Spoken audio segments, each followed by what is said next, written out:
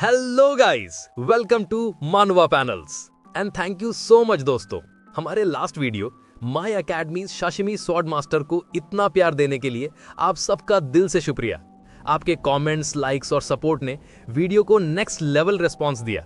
बहुत सारे लोगों ने नेक्स्ट पार्ट कब आएगा पूछा, तो छोटा सा अपडेट, नेक्स्ट सीजन नवंबर में एक्सपेक्टेड है, लेकिन एग्जैक्ट डेट अभी फिक्स नहीं हुई। जैसे ही कंफर्म होगा मैं सबसे पहले आपको बताऊंगा। तब तक रिलैक्स करो और एक फ्रेश और धमाकेदार मानवा के साथ नए एडवेंचर में डाइव करते हैं। ट्रस्ट मी, ये वाला भी आपको उतना ही पसंद आएगा। चलो शुरू करते हैं।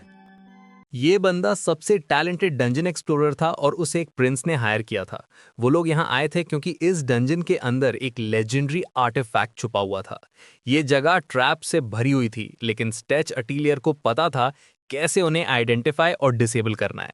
सालों का एक्सपीरियंस उसे बेस्ट बना चुका था। वो जगह को ध्यान से पढ़ता है, आगे बढ़ता है और उन लोगों को वार्न करता है जो कुछ समझ नहीं रहे थे। सीलिंग पे ट्रैप्स लगे हुए हैं। फिर वो ये भी बताता है कि जब वो वॉक कर रहे थे उसने वॉल के अंदर से मैकेनिज्म की आवाज सुनी थी, मतलब ट्रैप्स ट्रिगर होने वाले थे। अटीलियर अपने टूल्स निकालता है, मैकेनिज्म्स बनाता है और सारे ट्रैप्स को डिसेबल कर देता है। अब वो लोग डंजन के हार्ट तक पहुंच गए हैं। अब बचा है सिर्फ एक काम, बॉस को हराना। प्रिंस पूछता है तो बॉस को कैसे हराएं? अटीलियर एक पत्थर फेंकता है ताकि गार्डियन का अटेंशन उस पर आए। अब यहां से सोल्जरों का काम शुरू होता है। स्टेच तो सिर्फ गाइड करने के लिए हायर हुआ था। सडनली मॉन्स्टर सोल्जर्स पर आग का जेट फेंकता है, लेकिन उनके आर्मर और शील्ड्स पर मैजिक प्रोटेक्शन होती है। कमांडर ऑर्डर देता है, शील्ड वॉल बनाओ, और सब आग से बच जाते हैं। फिर कमांडर एटीलियर से कहता है कुछ करो। वो अपनी क्रॉसबो निकालता है और मॉन्स्टर के मुंह में सीधा एक शॉट मार देता है, लेकिन इससे बॉस का गुस्सा उस पर ही आ जाता है। वो उसके ऊपर गिरने ही वाला होता है। सोल्जर अपनी शील्ड पर ओवर ट्रस्ट करता है और एटीलियर मुश्किल से बचता है। बॉस उसे कॉर्नर कर देता है और वो लगभग मरने वाला होता है। तभी सोल्जर्स एक शील्ड वॉल मनूवर करते हैं और एक्सप्लोरर को बचा लेते हैं। मॉन्स्टर थोड़ा डिस्ट्रैक्ट होता है और कमांडर पीछे से अटैक करके उसके चेहरे पर तलवार मार देता है। बॉस गिर जाता है और नाइट आगे बढ़ता है। वो जंप करता है और क्रीचर को ग्राउंड पर ही खत्म कर देता है। उन्होंने फाइनल बॉस को डिफीट कर दिया था। अब सोल्जर्स का रिवॉर्ड मिलने का वक्त आ गया था। इस बैटल ने हमारे वेटरन एक्सप्लोरर को इंप्रेस कर दिया था। काम खत्म होने के बाद सब लोग उस रूम की तरफ बढ़ते हैं जहां रिवॉर्ड रखा है, लेकिन उन्हें सोना चांदी नहीं चाहिए था। उनका टारगेट था आर्टिफैक्ट जो डंजन के सबसे गहरे हिस्सों में रखा था। और वहां वो आर्टिफैक्ट पड़ा था। सब उसकी चमक देखकर मोहित हो जाते हैं। तब नाइट अचानक स्टेच से कहता है, तुम चाहो तो इसे टच कर लो। स्टेच एक्सपीरियंस था, उसे पता था कि आर्टिफैक्ट एक्सपीडिशन लीडर का होता है, पर किसी वजह से प्रिंस ने उसे ऑफर किया कि वो पहला हो जो इस एक्सपीडिशन आइटम को छू सके। एक्साइटमेंट में स्ट्रेच बिना डरे आगे बढ़ता है और अपने सामने रखे डीमंस रिंग को छूता है। लेकिन उस मोमेंट प्रिंस की आंखों में जो नजर थी वो बिल्कुल अच्छी नहीं थी। एकदम से एक शक्तिशाली एनर्जी फूटी, फ्लोर टूट गया और पूरा केव लाइट से भर गया। ऐसा लगा जैसे वो एक बल्ब हो जो एनर्जी से पिघल रहा हो। वो फेटल था। स्ट्रेच जमीन पर गिर गया और हवा में जलने की बदबू फैल गई। प्रिंस जानता था कि ऐसे आर्टिफैक्ट्स नेगेटिव एनर्जी से भरे होते हैं और किसी एक को तो उससे डिस्चार्ज करना पड़ता है। स्टेच धोखा खा गया था। शपित हो वो आदमी जो दूसरे आदमी पर भरोसा करे। बस यही बात उसके मन में गूंज रही थी। बालस्टॉक उसके हाथ पर पैर रखता है और कंफर्म करता है आर्टिफैक्ट डीएक्टिवेट हो गया है। उन्होंने कुछ इनक्रेडिबल हासिल किया, लेकिन उसके साथ ही कुछ बहुत गलत भी हो गया। अटीलियर के हाथ पर रखा हुआ आर्टिफैक्ट गॉड मोड एक्टिवेट कर देता है। उसकी बॉडी उसमें अब्सॉर्ब होने लगती है और रिंग उसकी सोल के साथ जुड़ जाता है। उसकी बॉडी धीरे धीरे रीजनरेट होने लगती है। बालस्टॉक ने अटैक करने की कोशिश की, लेकिन उसकी तलवार स्टेच को छू भी नहीं पाई। एक सोल्जर ने एरो चलाया, लेकिन वो भी बेकार गया। प्रिंस का चेहरा गुस्से से लाल था। उसका पूरा प्लान बर्बाद हो गया था। ये आर्टिफैक्ट कोई आम चीज नहीं थी। इसमें एक सिम्बायोटिक पावर थी जो स्टेच के शरीर के साथ जुड़ गई थी। इस वक्त पूरा केव हिलने लगा था। अगर वो लोग यहाँ रुकते तो सब मर जाते। उन्हें तुरंत निकलना था, वरना उनकी सारी मेहनत और एक्सपीडिशन बेकार चली जाती। बालस्टॉक जो सोल्जर्स का लीडर था, उसने एक इमरजेंसी स्क्रोल निकाला था कि प्रिंस को बचाया जा सके। वो दौड़कर उसके पास गया और स्क्रोल एक्टिवेट कर दिया। जैसे ही स्क्रोल चला, केव का फ्लोर टूट गया और स्टेच सीधा अबिस में गिर गया। प्रोटैगनिस्ट अब भी जिंदा था। जब वो पानी से बाहर निकला, उसने जोर से सांस ली और आंखें खोल दी। इतनी देर तक वो अपनी सांस रोके हुए था। कोई भी आदमी कभी मौत के इतने करीब नहीं गया था जितना स्टेच किया था। उसने सच में दूसरी दुनिया देखी थी और अब दोबारा जीवित जगत में लौट आया था। नाइट और कमांडर जिन्होंने ये एक्सप्लोरेशन ऑर्गेनाइज की थी स्क्रोल का यूज करके टेलीपोर्ट कर लिया। बदकिस्मती से सिर्फ वो दोनों ही बचे थे, बाकी सारे सोल्जर्स डंजन के गिरते पत्थरों के नीचे दबकर मर गए थे। सबसे बुरा तो ये था कि वो ऑनरेबल नाइट गेराल जो इस एक्सपीडिशन का लीडर था, असल में किंगडम का सबसे छोटा प्रिंस था। उसने ये मिशन इसलिए रखा था ताकि अपनी रेप्यूटेशन सुधार सके। जल्दी ही राजगद्दी की सक्सेशन होने वाली थी और अब उसका प्लान पूरी तरह फेल हो गया था।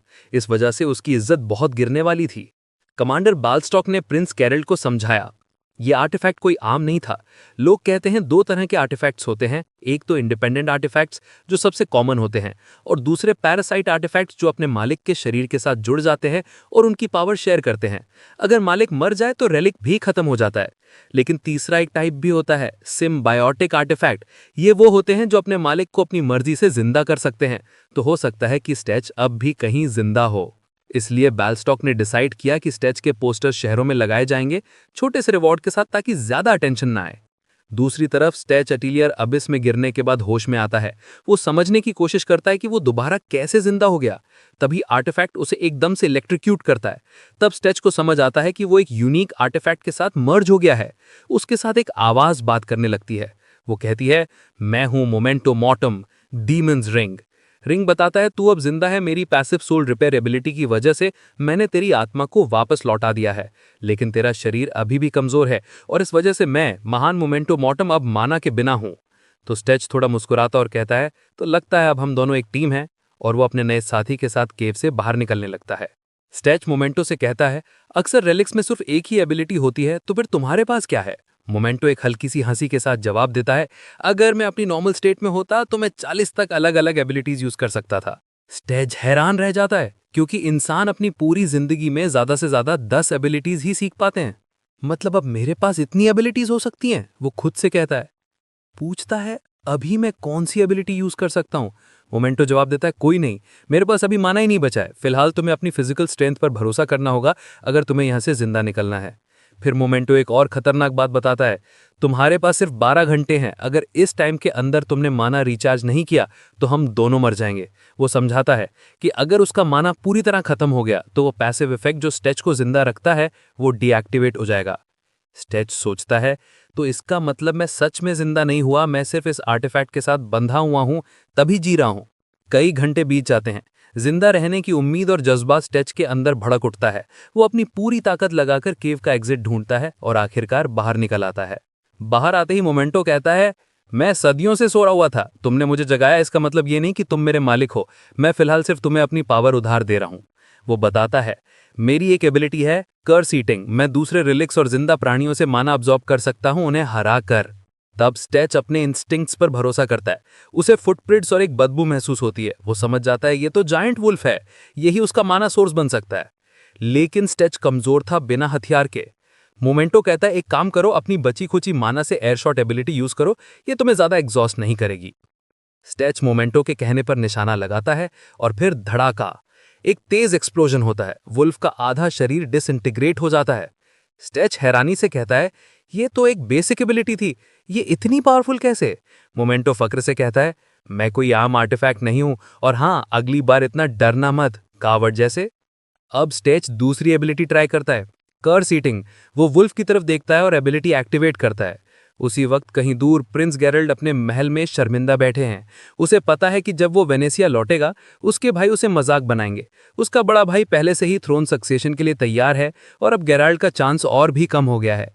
अब लोग उसे एक बेवकूफ प्रिंस कहते हैं जिसने किंगडम के बेस्ट सोल्जर्स को मार डाला और कुछ हासिल भी नहीं हुआ।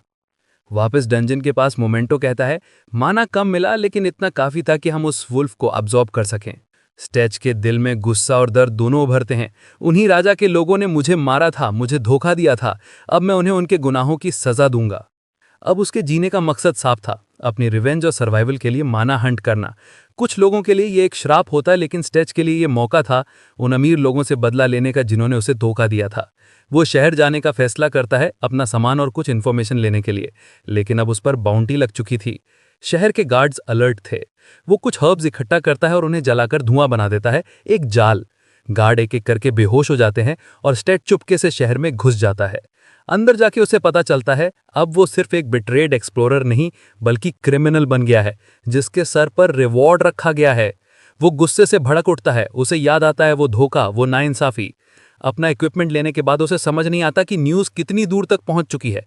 फिलहाल किसी गांव में रहना नामुमकिन था। सबसे सेफ ऑप्शन था किंगडम छोड़ देना। लेकिन वो खुद से कहता है, मैं इतनी आसानी से भागता नहीं, ये मेरा स्टाइल नहीं है। मोमेंटो पूछता है, तो क्या तुम बदला लेना चाहते हो? स्टेच कहता है, अगर मैं कावर्ड नहीं हूं तो हाँ, मैं रिवेंज लूंगा। मोमेंटो हंस पड़ता और कहता है, अब मजा आने लगा। तुम्हारे जैसे इंसान के साथ मैं भी अपनी पूरी ताकत लगाऊंगा।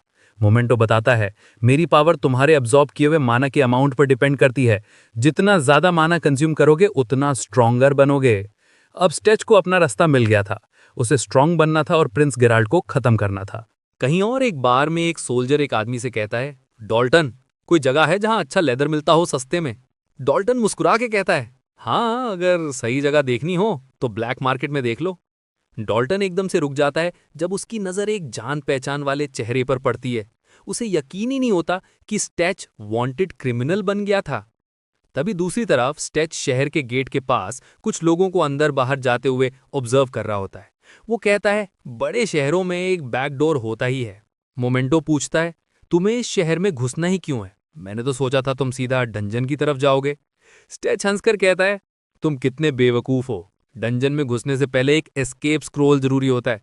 अगर मैं बिना तैयारी के घुसा तो तुरंत कट जाऊंगा। ये वही स्क्रोल था जो जेरल्ड और उसके सबॉर्डिनेट ने यूज किया था। वो चला जाता है उस फेमस ब्लैक मार्केट की तरफ, एक ऐसा सीक्रेट जगह जिसका लोकेशन बहुत कम लोग जानते हैं। उसे दरवाजे पे नॉक करके एक सीक्रेट कोड बोलना पड़ता है। बदकिस्मती से स्टेच कोड भूल जाता है, लेकिन किस्मत उसके साथ थी। ब्लैक मार्केट का मालिक उसका पुराना दोस्त डॉल्टन था। डॉल्टन उसे देखकर खुशी से कहता है, अरे भाई, बहुत दिनों बाद। दोनों के बीच बातें होती हैं और डॉल्टन पूछता है, एक ड्रिंक लोगे? स्टेच मना कर देता है, नहीं, मुझे बस एक टेबल चाहिए। वो वुल्फ के पार्ट्स टेबल पर रख देता है, क्लॉज, स्किन और भी चीजें। स्टेच इन सबको बेचकर कुछ पैसा बनाता है। फिर पूछता है, एक स्क्रोल कितने का मिलता है? डॉल्टन कहता है, करीब 600 क्राउन्स। स्टेच उससे पैसे उधार मांगता है, पर डॉल्टन हंसते हुए कहता है, पैसे नहीं दूंगा, पर एक खाना खिला देता हूं। फिर वो क्यूरियस होकर पूछता है, बता भाई, तूने ऐसा क्या चुरा लिया कि तेरे सर पे रिवॉर्ड लग गया? स्टेच उसे अपनी ट्रैजिक कहानी बताता है, कैसे उसे किंगडम के सबसे खतरनाक डंजन में धोखा दिया गया और कैसे राजा के बेटे ने उसे मार डाला। डॉल्टन कहता है, मेरे पास उस प्राइस के स्क्रोल्स तो नहीं है, पर मैं एक चोलों का डीलर जानता हूं, वो तुझे सस्ता दे देगा। उसका नाम है क्लाइड। उससे कह देना कि डॉल्टन ने भेजा है। स्टेच संभल कर उस आदमी के पास जाता है। एक बूढ़ा आदमी सोता हुआ मिलता है। वो उसे पोलाइटली जगाता है। उसकी सांस की बदबू दूर तक महसूस होती है। उसके सामने इलीगल सामान पड़ा हुआ था, लेकिन कोई खरीदने नहीं आया था। जब स्टेच आता है तो वो खुश हो जाता है, एक कस्टमर मिल गया। स्टेच कहता है, मुझे एक वेपन चाहिए जो डंजन में काम आए। बूढ़ा आदमी एक पिस्टल दिखाता है, पर स्टेच कहता है, ये मॉन्स्टर के खिलाफ बेकार है। वो कुछ और हथियार देखता है, पर कोई पसंद नहीं आता। वेंडर कहता है, तेरे जैसे मस्क्यूलर आदमी के लिए हैमर परफेक्ट रहेगा। लेकिन तभी मोमेंटो बोल पड़ता है, डंजन के पैसेजेस ज्यादा नैरो होते हैं, इतना बड़ा हैमर लेकर जाना बेवकूफी है। स्टेच घबरा के कहता है, मैंने तुझे बोला था बिना मेरी परमिशन के मत बोल। मोमेंटो हंसकर कहता है, तुम ही अकेले हो जो मुझे देख, सुन और महसूस कर सकते हो। उसके गाइडेंस पर स्टेच एक स्वॉर्ड चुन लेता है। डंजन में घुसते ही स्टेच कई मॉन्स्टर से घिर जाता है। वो कुछ को अपनी ताकत से हरा लेता है, बिना रिंग के हेल्प के। लेकिन जब उसे और ज्यादा मॉन्स्टर्स महसूस होते हैं तो मोमेंटो से कहता है, वहां मॉन्स्टर्स का ग्रुप है। वो रिंग को पॉइंट करता है और एयर बॉम्ब छोड़ देता है। एक तेज धमाका होता है, मॉन्स्टर्स उड़ जाते हैं। फिर वो कर्स ईटर एक्टिवेट करके उनसे माना एब्जॉर्ब करता है। आगे चलते ही स्टेच कुछ रॉक्स देखता है। वो अपनी पिकैक्स निकालता है और एज्योर स्टोन्स माइन करना शुरू करता है। तभी एक ट्रैप एक्टिवेट हो जाता है। वो सोचता है इसके वैल्यूबल पार्ट्स काम आ सकते हैं, लेकिन तभी उसे एक चीख सुनाई देती है। वो रिंग को उस डायरेक्शन में पॉइंट करके कहता है, मोमेंटो, लाइट करो। और जैसे ही रोशनी होती है, उसके सामने एक जायंट मिनरल लिजर्ड नजर आता है, डंजन का हॉस्टाइल मॉन्स्टर।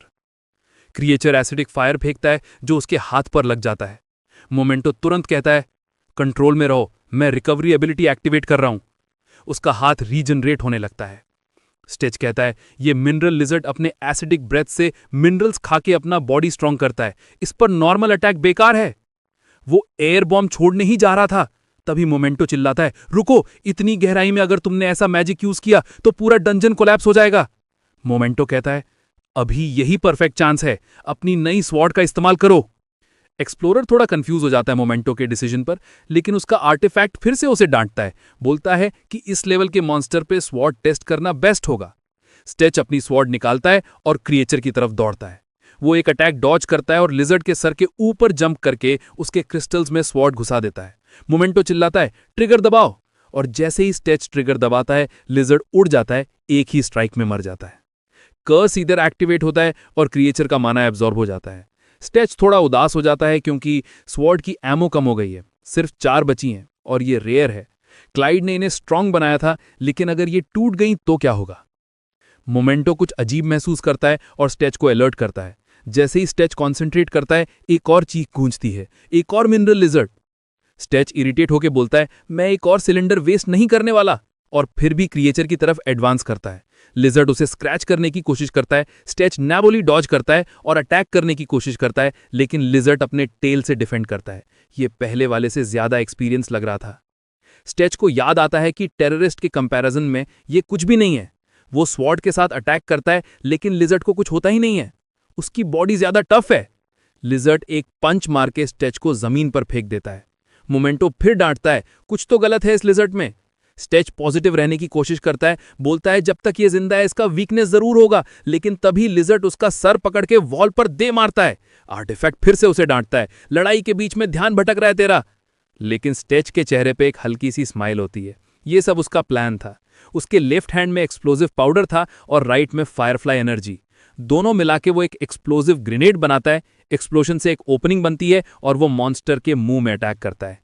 लेकिन उससे पहले वार्निंग आती है, cell activity irregular, 95% body damage, और बूम, स्टेच खुद भी एक्सप्लोड हो जाता है।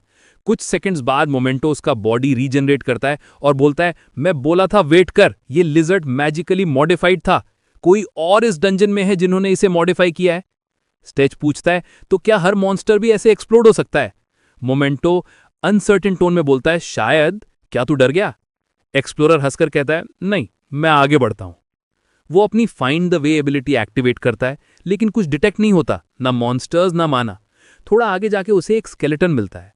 स्टेच बोलता है, ये रिएक्ट नहीं करते जब तक हम पास नहीं जाते, लेकिन ये स्केलेटन पूरी तरह से पेट्रिफाइड लगता है। मोमेंटो वॉर्न करता है, इसे मत छू, ये एक्सप्लोड करेगा। स्टेच इग्नोर करता है और आगे बढ़ता है, लेकिन जैसे ही स्केलेटन के पास से गुजरता है, उसका बॉडी उठ जाता है। मोमेंटो चिल्लाता है, भाग, सब कुछ एक्सप्लोड होने वाला है। स्टेच एक क्रेटर में गिर जाता है और चीखता है, अगर ये खुद ब खुद एक्सप्लोड कर रहे हैं तो मैं क्या करूं? मोमेंटो बस बोलता है, चुप रहे। वहां उसे कई रेयर मिनरल्स दिखते हैं और ग्रीड उस पर हावी हो जाती है। इतने मिनरल्स मिल गए तो जिंदगी भर पैसा नहीं खत्म होगा।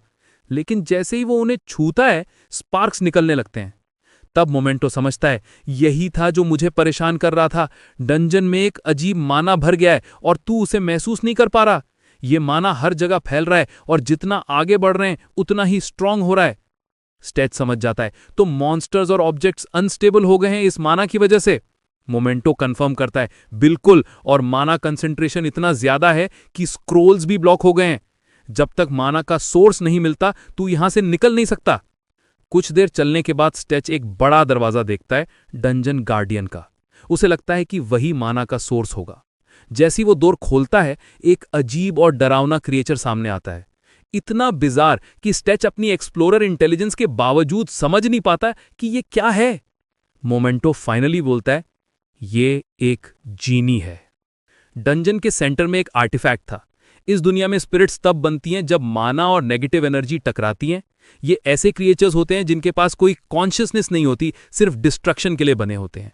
मतलब ये जिंदा चीजें कम और नेचुरल डिजास्टर ज्यादा लगती हैं। लेकिन फिर सवाल उठता है कि स्पिरिट के बीच में आर्टिफैक्ट कैसे हो सकता है? मोमेंटो समझाता है, गार्डियन ही प्रॉब्लम है। उसने आर्टिफैक्ट के साथ अपना फ्यूजन कर लिया है और इसी वजह से ये माना डंजन में फैल रहा है, सब कुछ लिविंग बॉम्ब्स में बदल रहा है। स्टेच एक सिंपल कंक्लूजन पे पहुंचता है, तो सॉल्यूशन भी सिंपल है, बॉस को हराओ। वो जीनी की तरफ दौड़ता है।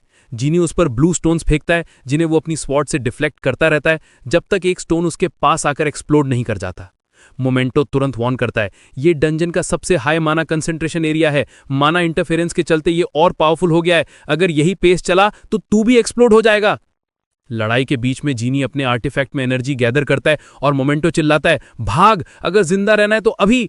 जीनी एक मैसिव एनर्जी ब्लास्ट छोड़ता है जिसे स्टेच मुश्किल से डॉज करता है। वो एक ओपनिंग देखता है और अटैक करता है। जीनी का पूरा शरीर पत्थर के जैसा है, लेकिन उसके जॉइंट्स वीक पॉइंट्स हैं। स्टेच एक जॉइंट पर स्वॉर्ड से वार करता है, लेकिन तब कुछ अजीब होता है। स्टोन हाफवे रुक जाता है और वापस आके उसके जॉ पर लगता है। मैं इस चीज को डैमेज कैसे पहुंचाऊं? स्टेच चिल्लाता है। मोमेंटो बोलता है, उसके कोर आर्टिफैक्ट पर अटैक करो। अभी आर्टिफैक्ट और कोर फ्यूज हो चुके हैं। अगर तू कर्स ईटर वहां यूज करेगा तो ये अपनी पावर खो देगा। जीनी फिर से एनर्जी ब्लास्ट रेडी करता है और स्टेच अपना एयर बुलेट। दोनों अटैक्स टकराते हैं, लेकिन जीनी का माना ज्यादा पावरफुल होता है। स्टेच डॉज करता है, लेकिन एनर्जी छोटी बीम्स में स्प्लिट हो जाती है। वो उन्हें अवॉइड करता है, लेकिन एक बड़ा फिस्ट अटैक आता है जिसे वो फिर नैरोली डॉज करता है। अब स्टेच समझ जाता है कि लॉन्ग रेंज या शॉर्ट रेंज दोनों काम नहीं कर रहे हैं। वो सीधा जीनी के पास जाता है, उसके बॉडी में स्वॉर्ड घुसा के ट्रिगर प्रेस करता है। ब्लास्ट होता है, थोड़ा डैमेज होता है, लेकिन काफी नहीं। जीनी उसे दोबारा मार देता है। जमीन पर गिरते हुए स्टेच पूछता है, एयर बुलेट ने ये स्टोन्स क्रश क्यों नहीं किए? मोमेंटो जवाब देता है, माना इंटरफेरेंस की वजह से। उसी वक्त और ब्लू स्टोन्स आते हैं जिसे वो स्वॉर्ड से डिफेंड करता है। स्टेच हार मान के बोलता है, ये तो ऐसा है जैसे अंडे से पत्थर तोड़ने की कोशिश कर रहा हूं। लेकिन जब जीनी उसे फिर से लेफ्ट साइड से पंच करता है तो स्टेच ग्रिट करके बोलता है, अगर मैं इतना छोटा चैलेंज भी पार नहीं कर सकता तो अपनी बदला भी कैसे लूंगा? वो अटैक डॉज करता है और ऑब्जर्व करता है, अगर वो कोर को बार बार टारगेट करे तो ग्रेजुअली उसकी डिफेंसेस कम हो जाएंगी। क्लाइड का वेपन पहले थोड़ा इफेक्टिव था, वही यूज करना होगा। जीनी एक और ब्लो प्रिपेयर करता है। स्टेच डिफेंड करता है। अब सिर्फ एक ही सिलेंडर बचा है, बस एक चांस। तब वो देखता है जीनी अपने बॉडी के साथ घूम रहा है। मोमेंटो वार्न करता है, मत जा आगे, लेकिन देर हो जाती है। एक स्टोन सीधा स्टेच को लगता है। मोमेंटो हीलिंग स्टार्ट करता है और बोलता है, गलत टाइम है, लेकिन तेरा बॉडी माना के इफेक्ट से म्यूटेट हो रहा है। स्टेच शांत टोन में पूछता है, कितना टाइम लगेगा पूरा होने में? मोमेंटो कहता है, अगर तू ठीक कंडीशन में होता 1 मिनट। स्टेच मुस्कुराता है, 1 मिनट मेरे लिए काफी है। वो अपने सारे स्ट्रेंथ के साथ जीनी पे सुसाइडल चार्ज करता है। एक एयर बुलेट सीधा उसके कोर पर शूट करता है और ये पहला अटैक होता है जो जीनी को लगता है, लेकिन क्रीचर ने कोर गार्ड कर रखा है तो डैमेज कम होता है। तब स्टेच अपनी स्वॉर्ड कोर में घुसा के ट्रिगर प्रेस करता है, बड़ा एक्सप्लोजन। लेकिन जीनी अभी जिंदा है। वो कई स्टोन स्पाइक समन करता है और स्टेच पर बरसाता है। मोमेंटो चीखता है, हिलो, अगर नहीं हिला तो मर जाएगा। स्टेच जोर से बोलता है, मैं मरने नहीं वाला। उसके दिमाग में एक आइडिया आता है। वो अज़्योर ओर याद करता है जो उसने पहले माइन किया था। उस ओर को यूज करके वो एक और एक्सप्लोजन करता है, इस बार जीनी के कोर के साथ। सब कुछ हिल जाता है। जब धुआं छटता है, स्टेच जमीन पर गिरा होता है, बहुत बुरी तरह से इंजर्ड, लेकिन सामने जीनी का कोर टूट चुका होता है। वो मुस्कुराता है, कर्स ईटर एक्टिवेट करता है, जीनी का माना अब्सॉर्ब करता है और फाइनली डंजन से बाहर निकल जाता है। डंजन से भागने के बाद उसका बॉडी धीरे धीरे रिकवर होने लगता है और जो म्यूटेशन गायब हो गई थी वो वापस आने लगती है। अपना स्टेटस चेक करने पर लड़का नोटिस करता है कि उसका एनिमल इंस्टिंक्ट लेवल 7 तक बढ़ गया है और कर्स ईटर लेवल 4 पर पहुंच गया है। जब वो पूछता है कि क्या मेंटो जाग गया है, तब एक पॉपअप अपीयर होता है जो बताता है कि आर्टिफैक्ट लिमिट 100 से बढ़कर 150 हो गई है और उसका एयर बुलेट एबिलिटी इवॉल्व होकर एयर एक्सप्लोजन बन गया है। साथ ही 2 नए एबिलिटीज भी ऐड हुए हैं, जिसमें से एक का नाम क्रॉसविंड है। अभी के लिए प्रोटैगनिस्ट मेंटो की हिडन एबिलिटीज अनलॉक करने के प्रोसेस में है। ये एबिलिटीज डबल लॉक होंगी जब कुछ स्पेसिफिक रिक्वायरमेंट्स पूरी होंगी। अपना शॉप खोलकर वो देखता है कि उसके पास 8.35 मैना स्टोर्ड है। शॉप के अंदर स्टेच 2 एबिलिटीज खरीद सकता है, कर्स ऑरा और कर्स डिवावरर। वो सोचता है कौन सी लेना चाहिए और जब फाइनली डिसाइड करता है तो वो एबिलिटी सक्सेसफुली अक्वायर कर लेता है।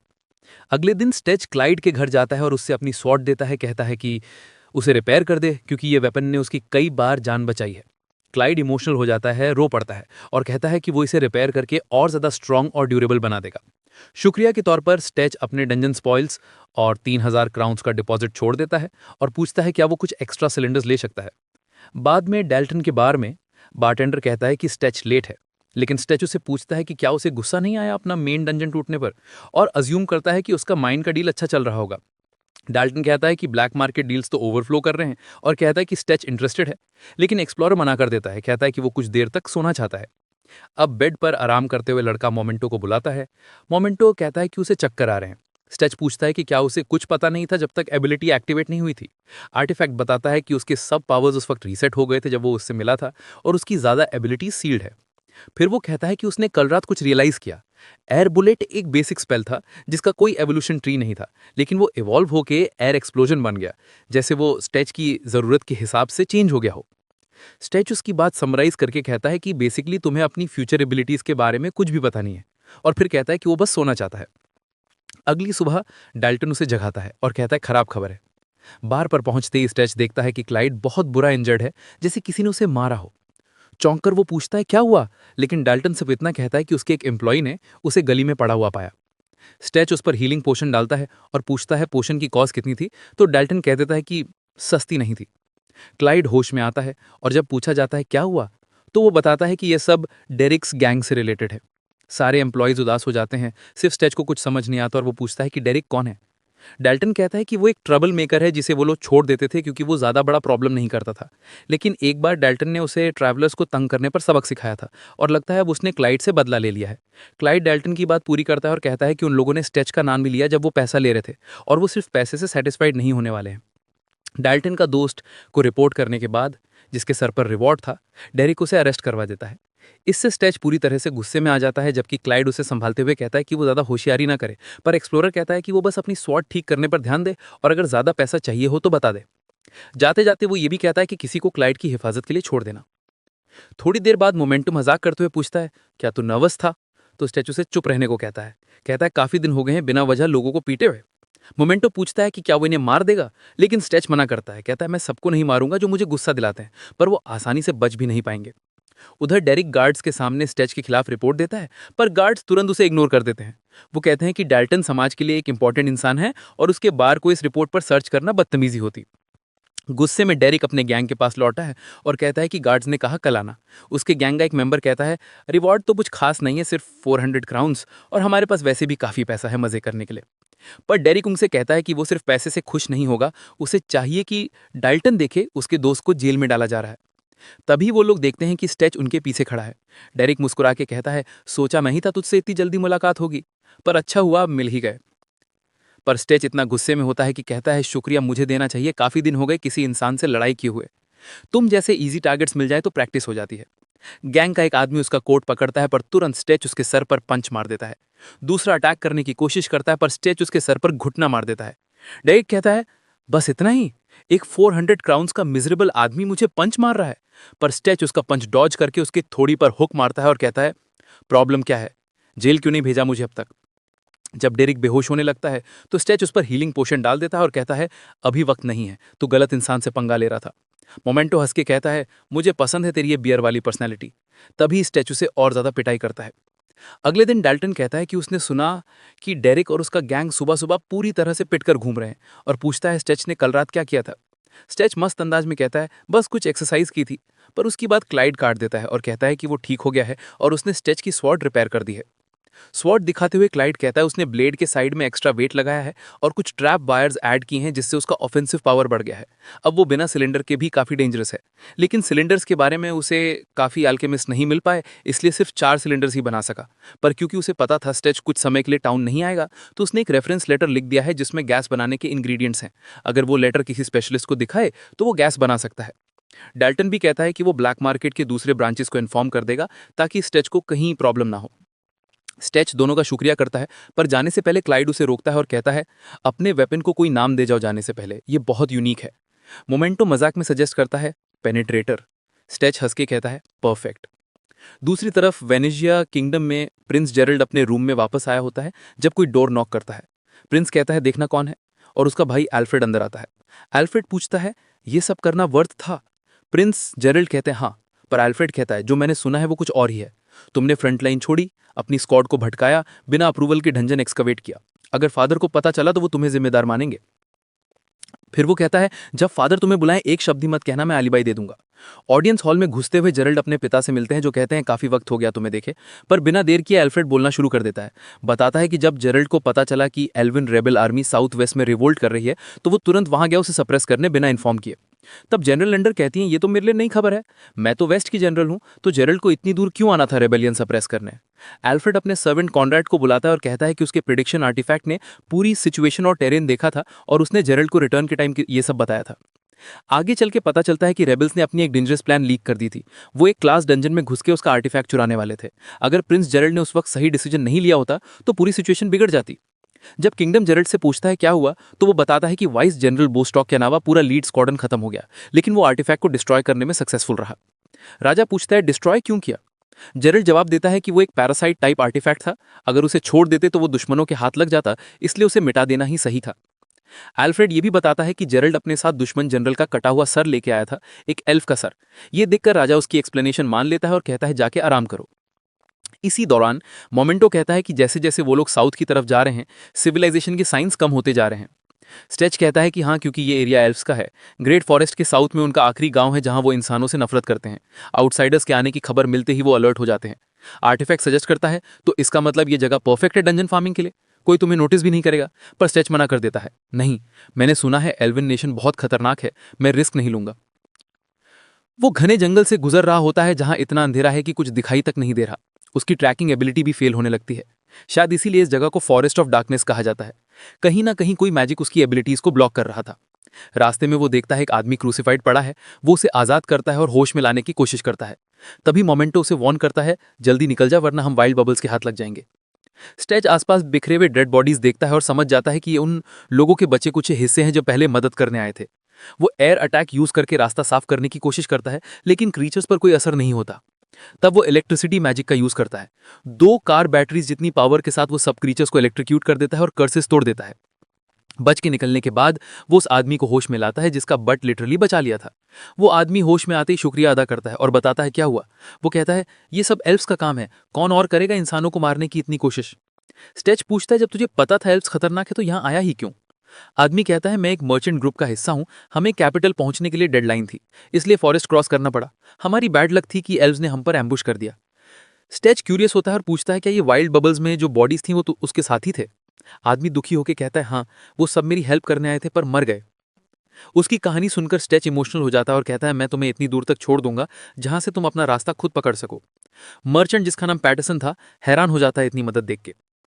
आगे बढ़ते में स्टेच के इंस्टिंक्ट्स कहते हैं कि इस जंगल में कुछ अजीब है। जानवरों की आवाज और भी ज्यादा डरावनी होती जा रही थी।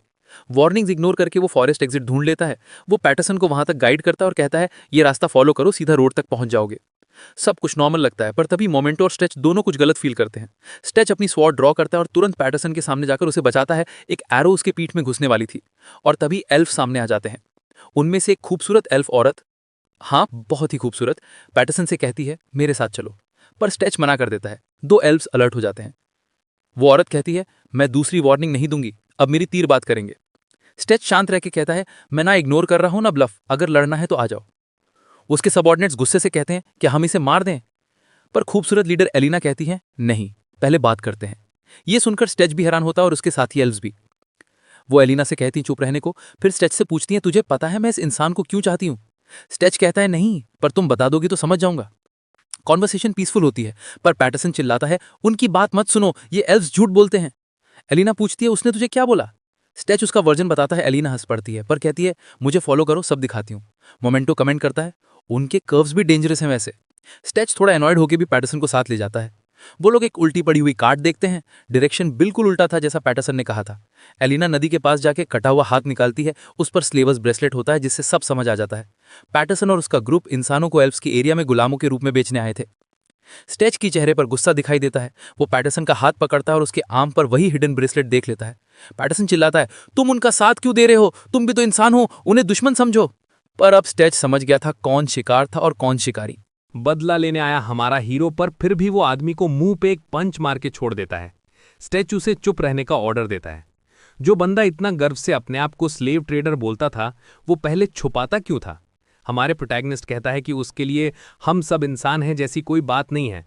जो भी घटिया इंसान होगा, चाहे किसी भी जाति का हो, वो उससे नफरत करेगा।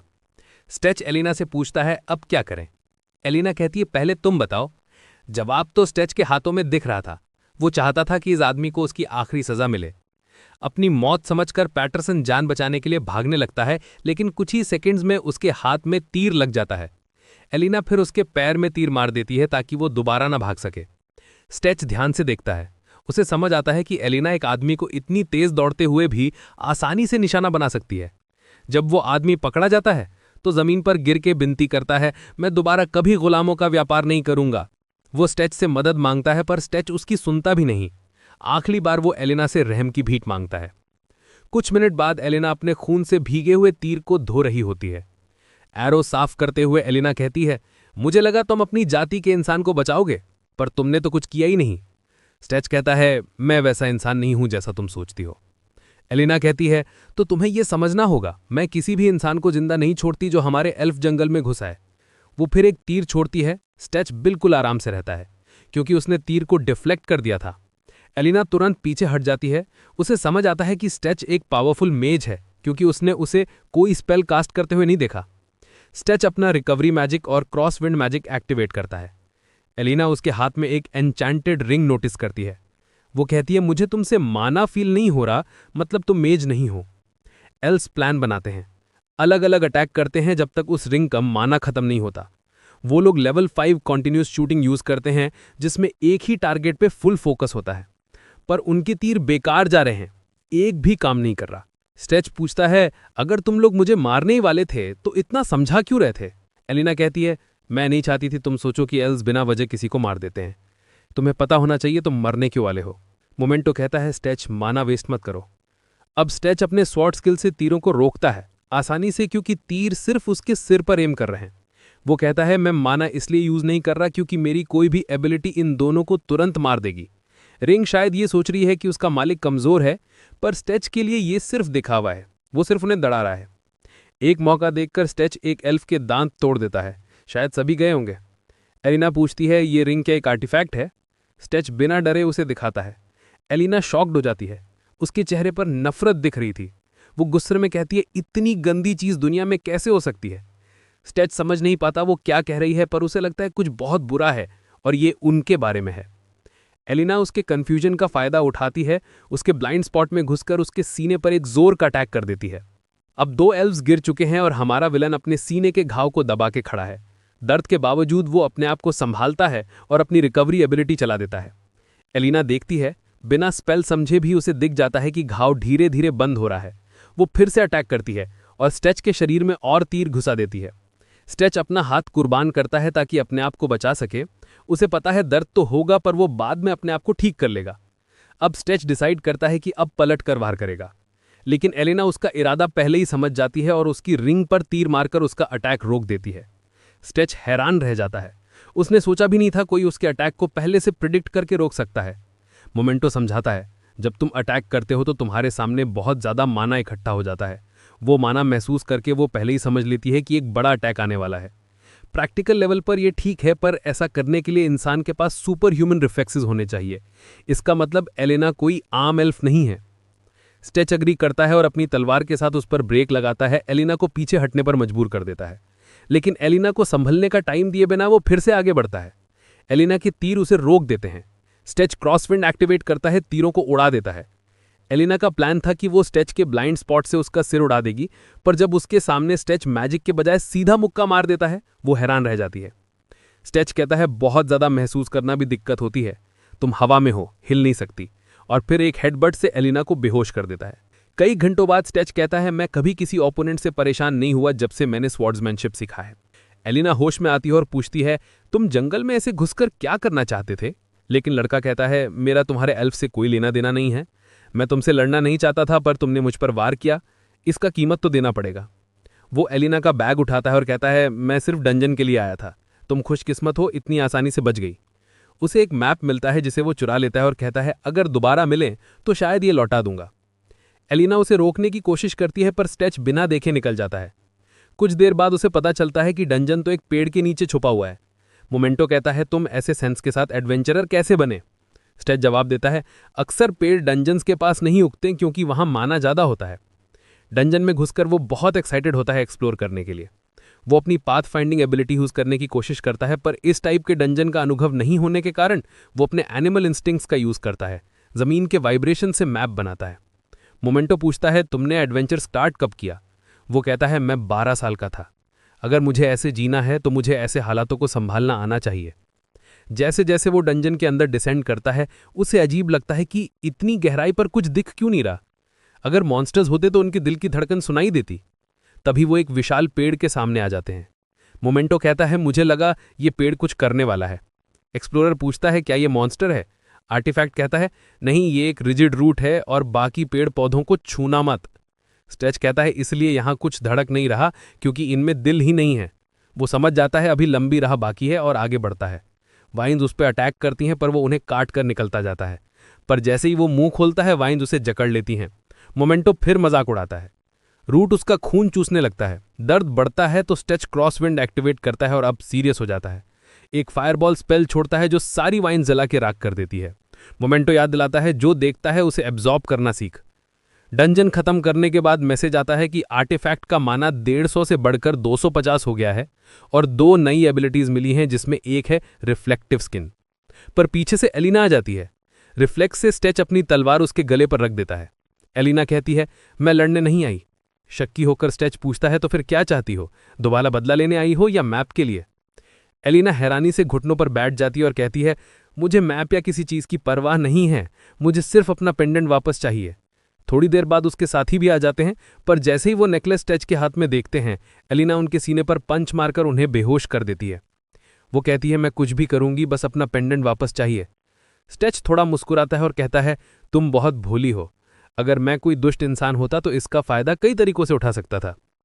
लड़की बिल्कुल शांत लग रही थी, जैसे उसे कोई फर्क नहीं पड़ता, और कहती है, तुम बुरे इंसान नहीं हो। अगर होते तो पैटरसन को बचाते ही क्यों? तुमने उसे तब मरने दिया जब पता चला वो एक क्रिमिनल है। स्ट्रेच थोड़ा हैरान होता है और पूछता है, ये पेंडेंट तुम्हारे लिए इतना जरूरी क्यों है? अगर ये सच में तुम्हारे लिए कीमती चीज है तो मैं वापस दे दूंगा। फिर एक शर्त रखता है, तुम्हें मेरी मदद करनी होगी एल्फ से बचने में जब मैं डंजन्स ढूंढ रहा हूं। अगर रास्ते में कोई एल्फ मिला तो तुम्हें इंश्योर करना होगा कि वो मुझे कुछ ना कहें। चाहो तो मैं तुम्हारा गुलाम होने का नाटक भी कर सकता हूं या फिर इंटरोगेशन के लिए ले जाने का ड्रामा। बस फ्यूचर में अननेसेसरी लड़ाई मत होने देना। एलिना अपने बेहोश साथी के पास जाकर एक पत्र लिखती है, मैं कुछ दिनों के लिए दूर जा रही हूं। अगर एल्डर्स पूछे तो कहना मैं जंगल के एक दूर हिस्से का ध्यान रखने गई हूं, चिंता मत करना। उसके बाद एलिना अपना पास्ट याद करती है। वो जंगल उसका घर था जब से उसे याद है। उसकी दादी उसे कहानियां सुनाया करती थी, हमेशा एक बात कहती थी कि इंसान ऐसे प्राणी हैं जिनकी लालच कभी खत्म नहीं होती जब तक उन्हें सब कुछ मिल ना जाए। एलिना जितने भी इंसानों से मिली थी, किसी ने भी उसकी दादी की बात गलत प्रूव नहीं की जब तक वो स्ट्रेच से नहीं मिली थी। उसने पहली बार देखा कि हर इंसान लालची नहीं है। स्ट्रेच मोमेंटो से कहता है, ये पल थोड़ा अजीब लग रहा है।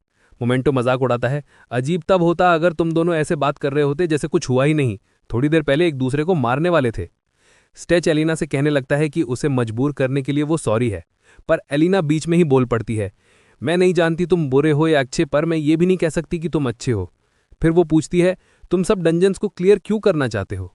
अगर पैसा और आर्टिफैक्ट्स ही चाहिए तो तुम्हें जंगल में घुसने की क्या जरूरत थी? स्ट्रेच कहता है, ये थोड़ा कॉम्प्लिकेटेड है और शायद मैं किसी को समझा भी ना पाऊं। फिर धीरे धीरे अपना गोल बताने लगता है। 4 दिन बाद स्ट्रेच अपने आप को एक गड्ढे में बंधा हुआ पाता है। रस्सी से बांधा गया और नीचे कुछ खास गहरा नहीं, पर डिजाइन ऐसा कि निकलना मुश्किल। वो कहता है, सच में डंजन्स हर तरह के होते हैं।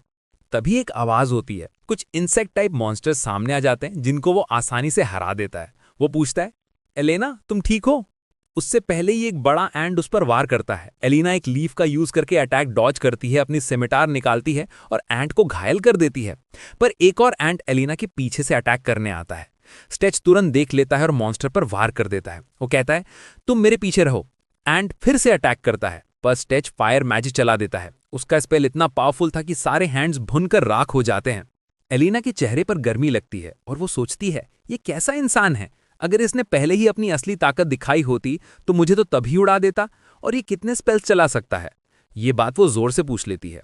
स्ट्रेच मुस्कुराता है और कहता है, पता नहीं, पर 10 से ज्यादा तो हैं ही। फिर कहता है, ये एंट्स इस डंजन के पहले प्राणी हैं। इनका आउटर शेल तलवार से नहीं कटेगा, पर भुनने से बच नहीं सकते। एलिना ध्यान से देखती है, जैसे स्ट्रेच इन मॉन्स्टर से कुछ अब्जॉर्ब कर रहा हो। वो पूछती है, क्या सभी आर्टिफैक्ट्स के पास ये पावर होती है चीजों को अब्जॉर्ब करने की? ऑब्वियसली नहीं, स्ट्रेच कहता है, पर मेरे लिए ये इतना अजीब भी नहीं है। एलेना समझाती है, माना अब्जॉर्ब करना और माना यूज करना दोनों अलग चीजें हैं। ये आर्टिफैक्ट अगर जीवित चीजों से कुछ अब्जॉर्ब कर सकता है तो इसका मतलब है कि ये कुछ और गहरी चीज तक पहुंच सकता है, जैसे कि आत्मा। स्ट्रेच कहता है, हाँ, ये आर्टिफैक्ट मॉन्स्टर्स का माना अब्जॉर्ब कर सकता है, लेकिन सिर्फ तब जब वो मर चुके हों। मेरे लिए तो ये कोई बुरी बात नहीं है, क्योंकि इससे किसी को नुकसान नहीं होता। एलेना को ये बात पूरी तरह सच नहीं लगती, पर वो बस कहती है, चलो अब आगे बढ़ते हैं। अब हमारा अवेंजर एलेना के शब्दों से थोड़ा शक में आ जाता है। क्या मोमेंटो मेरे सोल तक पहुंच सकता है? वो सोचता है, पर फिर खुद ही कहता है, छोड़ो, मैं तो वैसे भी मर चुका हूं। जब वो डंजन के सबसे गहरे हिस्से में पहुंचते हैं तो उन्हें 2 एंट्रेंसेस मिलते हैं। स्टेच कहता है, ये इतना कॉम्प्लिकेटेड क्यों है? एलेना समझाती है, यही वजह है कि एल्व्स कभी इस डंजन को क्लियर नहीं कर पाए, ये बहुत कॉम्प्लेक्स है। स्टेच को एक आइडिया आता है, वो अपनी तलवार वॉल में घुसा देता है और अपना एनिमल इंस्टिंक्ट एक्टिवेट करता है। तुरंत उसे महसूस होता है जैसे पूरा डंजन एक एंट हिल हो, हर तरफ 100 की संख्या में एंट्स। एलिना कंफर्म करती है कि इस डंजन का एंड कोई नहीं पहुंचा, ये इतना बड़ा और कंफ्यूजिंग है। तभी लड़की उसके गले को पकड़ती है। स्टेच सोचता है वो अटैक करेगी, लेकिन उसके बजाय एलिना एक क्लोक से दोनों को ढक लेती है। वो दोनों इनविजिबल हो जाते हैं और तब वजह समझ आती है। एक जाइगेंटिक एंट सामने आ जाता है उन्हें ढूंढते हुए। मोमेंटो कहता है अपने मालिक को कहना चाहिए कि उन वर्कर एंट्स का पीछा करें जो अंडे ले जा रही हैं, वही रास्ता क्वीन तक ले जाएगा। स्टेच अग्री करता है और कहता है स्मार्ट आइडिया है, लेकिन जब वो एलेना को बताता है तो वो कहती है एल्व्स ने पहले ही ऐसे तरीके ट्राई किए हैं, ये काम नहीं करेगा। एलेना हर बार उसके आइडिया से डिसअग्री करती है, पर मोमेंटो उससे बात करता रहता है, जैसे दोनों एक दूसरे से चुपके कम्युनिकेट कर रहे हों। अब उनका स्ट्रैटेजी था, डंजन के अंदर और गहरा जाते हुए स्टेच इनविजिबिलिटी क्लोक के अंदर फायरबॉल्स छोड़ेगा और जो एंट्स अट्रैक्ट होंगी उन्हें काट देगा। एलेना अपने एरोज से एंट्स के लिम्स तोड़ देती है। दोनों मिलकर अपने स्किल से रास्ता साफ करते हुए आगे बढ़ते हैं। काफी देर के बाद स्टेच अपना एनिमल इंस्टिंक्ट फिर से एक्टिवेट करता है और उसे महसूस होता है कुछ बड़ा और खतरनाक पास ही है।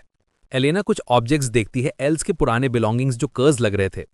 वो कहती है ये उन लोगों के होंगे जो यहां मर गए थे, मैं इन्हें उनके परिवार को नहीं दे सकती, ये अब श्रापित हो चुके हैं। मोमेंटो कहता है तुम्हें ये लेना चाहिए, तुम्हें कर्स्ड ऑरा के लिए ऐसी चीजें चाहिए। स्टेच सोचता है क्या एलेना एक इंसान को एल्व बिलोंगिंग लेने देगी? दिल में वो जानता ये गलत लगता है, पर फिर भी पूछता है क्या मैं ये रख सकता हूं? एलेना अपनी यूजुअल सीरियस टोन में कहती है तुम्हें ये क्यों चाहिए? कर्स्ड इंटम्स यूज करने वाले को मार भी सकते हैं। फिर थोड़ा रुककर कहती है पर अगर तुम्हें लगता है ये काम आ सकते हैं तो ले लो। स्टेच ब्रेसलेट्स अपनी कलाई पर पहनता है, मुस्कुराता है और कहता है चलो अब आगे चलते हैं। उसके चेहरे की ईविल स्माइल सब कुछ कह देती है, ये कर्सेस उसे कुछ नहीं करते। वो दोनों आगे बढ़ते हैं जब तक डंजन की क्वीन एंट सामने ना आ जाए, वही बॉस जिसे हराना है। एलेना तुरंत एरोस छोड़ती है, पर उससे क्वीन के आसपास के अंडे जाग जाते हैं और हजारों एंट्स उन पर टूट पड़ती हैं। हर टनल से और एंट्स आ रही होती हैं। स्टेच इरिटेट होकर कहता है अब तो पूरा डंजन हम पर टूट पड़ा है। अब हालात बिल्कुल उनके खिलाफ है। स्टेच डिसाइड करता है सबसे पहले क्वीन को खत्म करना होगा। वो फायर अटैक्स छोड़ता है, पर क्वीन के आसपास की एंट्स उसे अपनी बॉडी से प्रोटेक्ट कर लेती हैं ताकि वो भुन ना जाए। अब उसके पास और कोई रास्ता नहीं बचा। वो समझ जाता है कि उसका आखिरी ऑप्शन है कर्स्ड ऑरा एक्टिवेट करना। स्टेच एक बड़ा एयर अटैक छोड़ता है जिससे टनल गिर जाती है और एंट्स अंदर नहीं आ पाती। अब अंदर सिर्फ वो है और ये सारे खौफनाक मॉन्स्टर्स। जब वो कर्स्ड आइटम्स एक्टिवेट करता है तो समझ ही नहीं आता असल मॉन्स्टर कौन है, ये क्रीचर्स या फिर स्टेच खुद। जो आइटम्स डंजन की एनर्जी के कांटेक्ट में ज्यादा टाइम तक रहते हैं वो कर्स्ड हो जाते हैं और उनसे यूजर को फिजिकल प्रॉब्लम्स और डीबफ्स मिलते हैं। ऐसे आइटम्स को लोग आमतौर पर अवॉइड करते हैं, लेकिन ये रूल मोमेंटो मॉर्टम पे अप्लाई नहीं होता क्योंकि वो आर्टिफैक्ट नेगेटिव एनर्जी पे ही फीड करता है। स्टेच एलेना को बोलता है कि वो पीछे रहे और बिल्कुल मूव ना करे। उसके बाद वो कई कर्स्ड आइटम्स यूज करता है और अपनी कर्स्ड और एक्टिवेट करता है जो पास के सभी क्रीचर्स पे एक पावरफुल डीबफ डाल देती है। सारे एंट्स इंक्लूडिंग क्वीन एंट उसके सामने झुक जाते हैं।